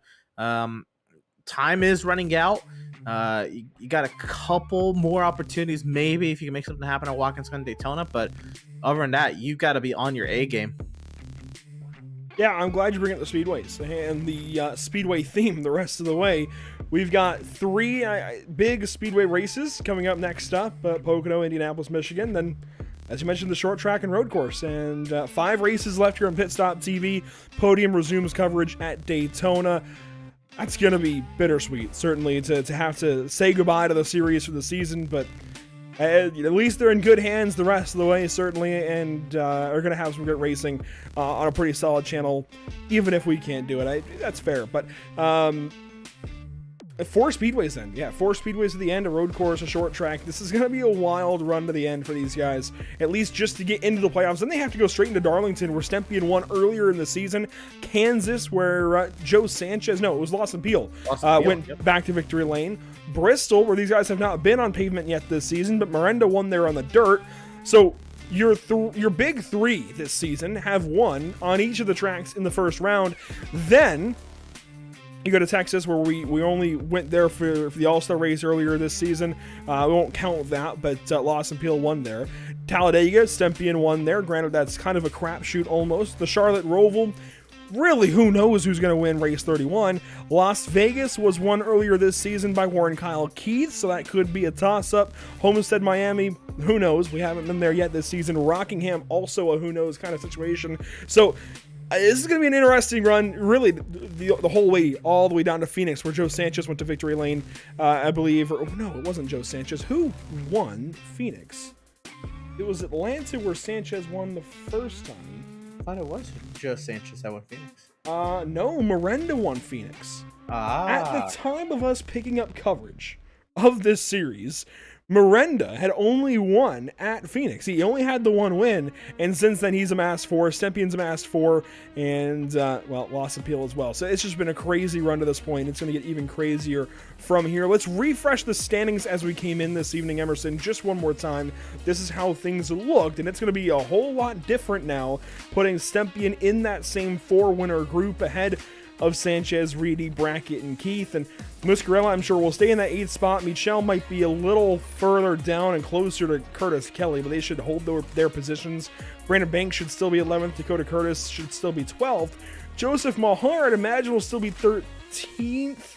But then things get pretty murky. I don't really know from there. The whole way down, I think the rest of the top 20 is going to be quite a good bit different, and I'm looking forward to seeing how things shake up. Upcoming broadcast here at PitStop TV, this is what we've got. Emerson, tell us about Wednesday.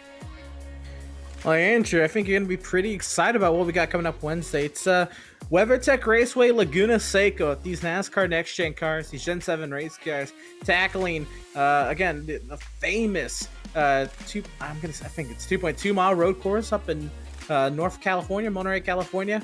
Fun track. It's a free track here on the sim, and these drivers are gonna have a lot of fun with it. The elevation changes, the corkscrew. Oh man, I am excited to see. I've never seen stock cars tackle it. I've heard, in real life we've had, ARCA and I guess ARCA West tackle Laguna Seca, but I've never seen, National Series tackle it. And it's gonna be fun. You put that on the schedule for us, so can't wait to see what happens. And the point lead is on even tighter. I think it's 1 point that Max Service has over teammate Seth Bricker, and we're gonna see how it pans out at the road course this week. Yeah, we've got 3 really unique races coming up on PitStop TV this week. As you just mentioned, I was able to choose a couple races this season for the Outlaws Sim Series, and my first choice was WeatherTech Raceway Laguna Seca for a road course in the middle of summer. It's going to be hot. It's going to be tough on these guys, but it's going to be a lot of fun to watch, I think. If I could enter one race this season, it would be Laguna Seca, definitely. Then Thursday, you see Circuit Gilles Villeneuve for North American Racing League with the Porsche Cup cars. Montreal with Porsche Cup cars, I think, is going to be rather interesting. Of course, it's still a Formula 1 track. We've had some form of Formula 1 track in some regard or technicality all season, and we will have them all season for the North American Racing League, despite running Porsche Cup cars. And then Sunday, of course, we go to Pocono Raceway in Pocono, Pennsylvania with the MPI Cup Series. So plenty of upcoming broadcasts here on the channel and plenty of places to watch, Emerson. Absolutely. Keep up with all of our social media outlets, our Facebook page, PitStop TV, Facebook.com/PitStop TV, our Instagram at Pit_Stop_TV. That's also the same as our Twitch, Twitch.tv/Pit_Stop_TV. Our Twitter at PitStop TV_. You see the link there on the bottom left. And of course, our YouTube channel tonight, YouTube.com/C/PitStop TV1. It's been a lot of fun here, Emerson. New Hampshire Motor Speedway is always a fun round, always brings unique challenges and unique circumstances. What are your final thoughts? How do you break things down? Well, the waiver race one is kind of what I expected. As far as the incidents tonight, I did not expect turn 1 to be kind of calamity corner. We did see, a couple spins out of turn 2. Turn 2 did have its own share of incidents of being difficult, but really there was no safe spot on this track. I mean, these drivers struggled a lot with this car and the flat bottoms, trying to get to the insides of turns 1 and 3. They struggled on the traction zones in 2 and 4, and then just a close quarter race on the front and back stretch. Just so many different challenges, and we've seen drivers go from the front to the back. We saw great days ruined and bad days turn into good days. It was absolute chaos today, and somehow Steven Stempien found himself on the top step of the podium. Stempien takes another victory over Miranda, Peel, Reedy, and Banks, your top 5. Still waiting on car 54 to go to victory lane. I think Brandon Banks is in the same category as Dakota Curtis, knocking on that door. Even Curtis Kelly potentially. We have a lot of drivers. I think they're gonna vie for some interesting race wins the rest of the way. Again, Pocono, it's gonna be. I think Pocono and Indy are going to be pretty similar. Michigan Daytona will be similar. And then, who knows, Richmond and Watkins Glen. It's just going to be a lot of fun from here on out to the end. And I am excited for it all. And it begins, of course, at Pocono this coming Sunday. Thanks for joining us here on PitStop TV. It's been a lot of fun, but that will do it for us this evening. Emerson Arden joined me on vocal coverage this evening. We didn't have social media coverage, but we will, I'm sure, again here soon, and plenty of places to, again, follow along with PitStop TV all across social media. But for all of our crew this evening and whatever broadcast, thanks so much for watching. It's been a lot of fun. We will see you next time again. Hopefully that is Wednesday for the Outlaws Sim Series from WeatherTech Raceway Laguna Seca, NASCAR Cup Cars on a really, really special road course out there in Northern California. Then Thursday, it's the North American Racing League in Montreal, and Sunday we're right back here with the MPI Cup Series. Until then, have a great night. We'll see you there.